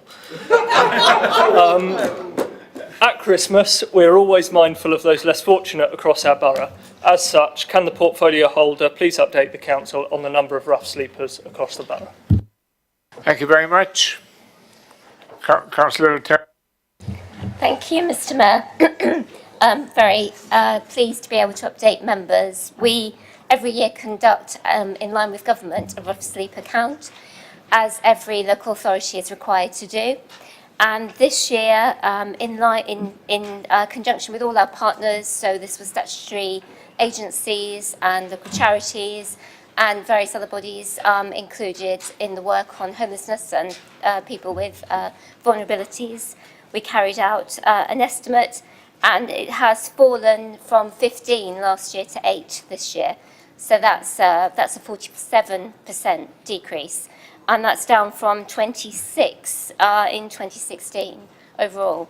But I would just like to say that clearly this is a tribute to the work of the Social Inclusion Partnership, to all the partnership work that's gone in to the work on homelessness over the last few years, the fact that everyone contributes to that and works really hard to share intelligence and experience and has a shared enthusiasm for it as well to actually bring about such a result. But also to say that there's no room for complacency there whatsoever, because 8 is still 8 too many. It's a snapshot from one night. It doesn't, of course, include people who might be sofa surfing and so on. So there is absolutely no reason whatsoever to let up on the hard work that's been going on, because we need to keep doing that, to keep pressing on and to keep supporting the most vulnerable in our community. Thank you. Thank you very much, Councillor. It means I'll go home early on Christmas Day after I've fed 7 people a Christmas dinner.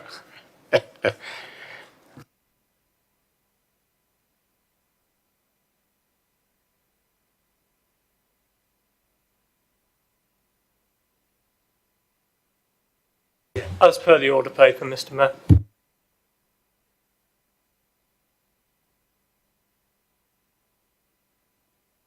I'm told.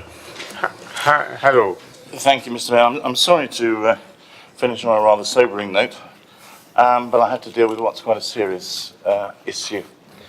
The issue of the leak of personal data, which was reported to the Information Commissioner. This was an isolated incident involving the sharing of personal data about a councillor officer by 3 councillors. The Information Commissioner has considered, and I quote, the dissemination of sensitive personal data an unwarranted infringement of the data subject's reasonable expectation, which had serious detrimental effects for the data subject and caused significant damage and distress in a personal and professional capacity. The personal data was not shared inadvertently in the heat of the moment or by accident, but in the deliberate and calculated distribution of an email. Now, let us be clear, this is a very serious finding which could have resulted in the council being fined up to £500,000 of taxpayers' money, and the members concerned even conceivably facing criminal charges, which were certainly considered by the Information Commissioner at one stage. It's not for me to comment on the individual members' behaviour. They've been written to separately by the Information Commissioner with an assessment of their role in this matter, and they must reflect on the actions that they took and consider their own positions. For the Council, we take our responsibility for the security of personal information about the people who work for us very seriously. The Information Commissioner acknowledged that we have a positive approach to data protection and have sufficient policies and procedures in place regarding information management and its security. Data protection training is mandatory for all employees. An online training module is available for all members. All employees and elected members are bound by a code of conduct which covers, amongst other things, the disclosure of information. It was because we took immediate action, and by we, I largely mean the Chief Executive and the Information Governance Officer, who I think deserve praise for the way that they handled this matter. It was because we took immediate action following the disclosure to contain the information and to reduce the detriment caused to the data subject that the Information Commissioner has decided not to take any formal action against the Council on this occasion. However, the breach occurred. We therefore have more work to do to ensure that such a regrettable occurrence never happens again.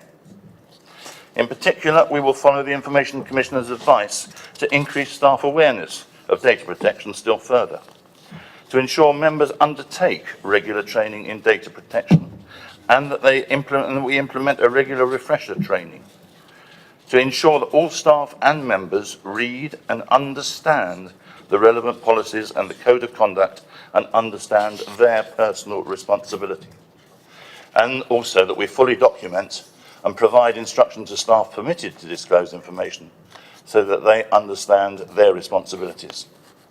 Mr. Mayor, this was a very serious and highly regrettable occurrence, which could have had very far-reaching and expensive consequences for the Council and for those involved. It must not happen again, and it is the responsibility of all of us to ensure that it does not. Thank you, Councillor. One last item of business. A question for the Chair and Cabinet Member on item 22, which is the list of minutes. Councillor Harvey, you want to? Thank you, Mr. Mayor. May I ask a question under the CEP meeting of the 26th of September, which I understand discussed the issues around waste and refuse and collections as part of its agenda item. Residents have been contacting us from across Basingstoke and Deane with very serious issues around the continuing problems they're facing with waste collection in this borough.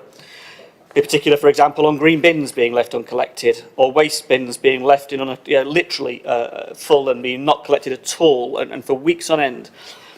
The service changeover has happened. We had conversations about the issue being related to the old contract, let alone the new contract, but the new contract is similarly still suffering major issues. And residents continue to raise them with us without any real prospect of having the problems put right, because they keep coming. They keep the issues being raised on a consistent basis. We've had lots of different reasons for it, but what it doesn't appear to be is that the issue is being got on top of. So can I have an assurance that this issue will be reviewed, will be looked at, and that our residents can expect to get back to a fully operational and trustworthy and reliable waste collection service? Because at the moment our casework and our postbag certainly shows that it isn't, and it is an issue.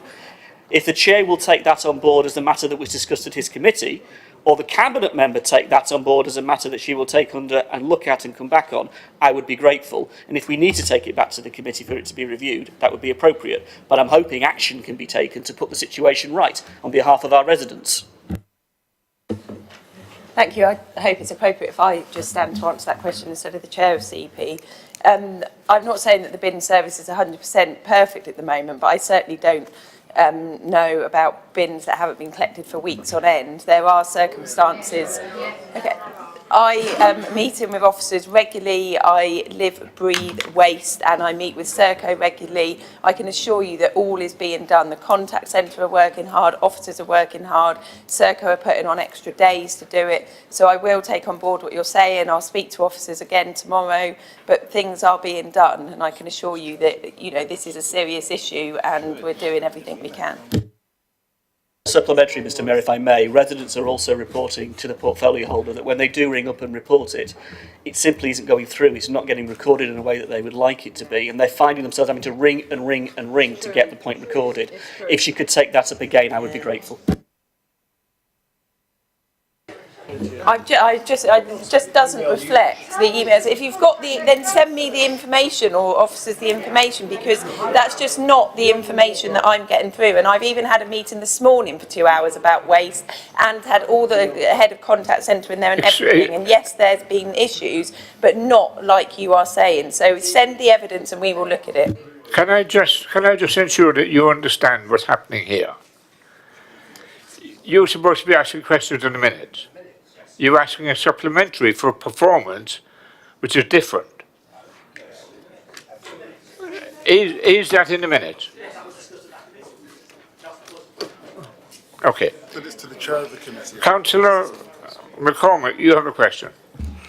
Yes, Mr. Mayor, craving your indulgence, I'd like to ask a question of the chair of the Economic Planning Housing Committee, or the relevant portfolio holder in charge of transport strategy. Would they be prepared to take into consideration the concerns of one of my residents who wrote to me, and craving your indulgence, I will read what they said about the transport strategy. I am disappointed about the Borough Council. So, it is on the minutes. What minute you got? Draft transport strategy.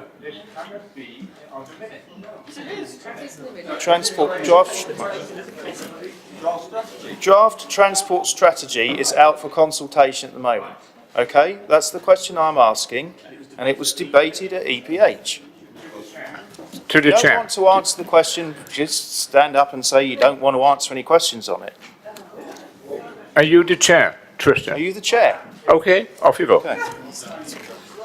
He hasn't answered the question. He hasn't answered the question. Do you know what the question is, Tristan? I've not stated the question yet. It's got to be a question on I know, the minutes, not the strategy on the minutes. I've not asked the question yet. Well, if you I will get on with it if you will not interrupt. Okay. Resident says, I'm disappointed by Borough Council's transport strategy. No, I said my question was, would it take the concerns into consideration, the concerns? There is congestion on many roads at weekends and during rush hour. Without viable alternative transport options, walking, cycling, public transport, the new developments at Hounston Fields, the Island and Manydown, we're forced to drive even more, leading to yet worse congestion. This will lead to even more antisocial parking. The resistance to an equality impact assessment suggests that the council knows that the strategy will discriminate those not able to run a car and you have to rely on public transport. Not only doing anything about antisocial parking will discriminate those with limited mobility or those with young children. I am also disappointed that, like the cycling strategy, only one of the towns in the borough is covered. Once again, the council expects everyone to pay for improvements that only benefit Basingstoke residents. Done.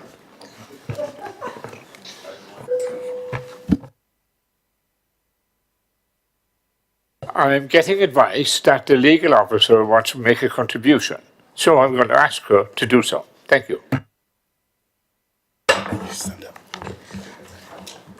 That is not a question on the minutes. It's got to be on the actual accuracy of the minute.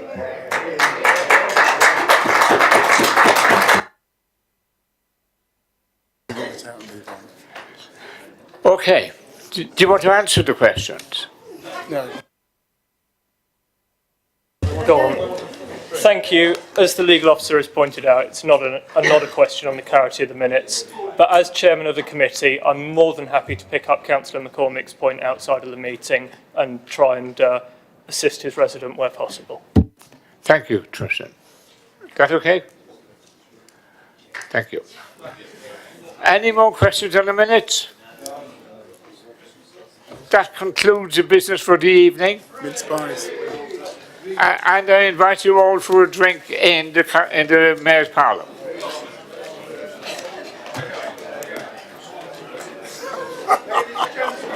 Okay.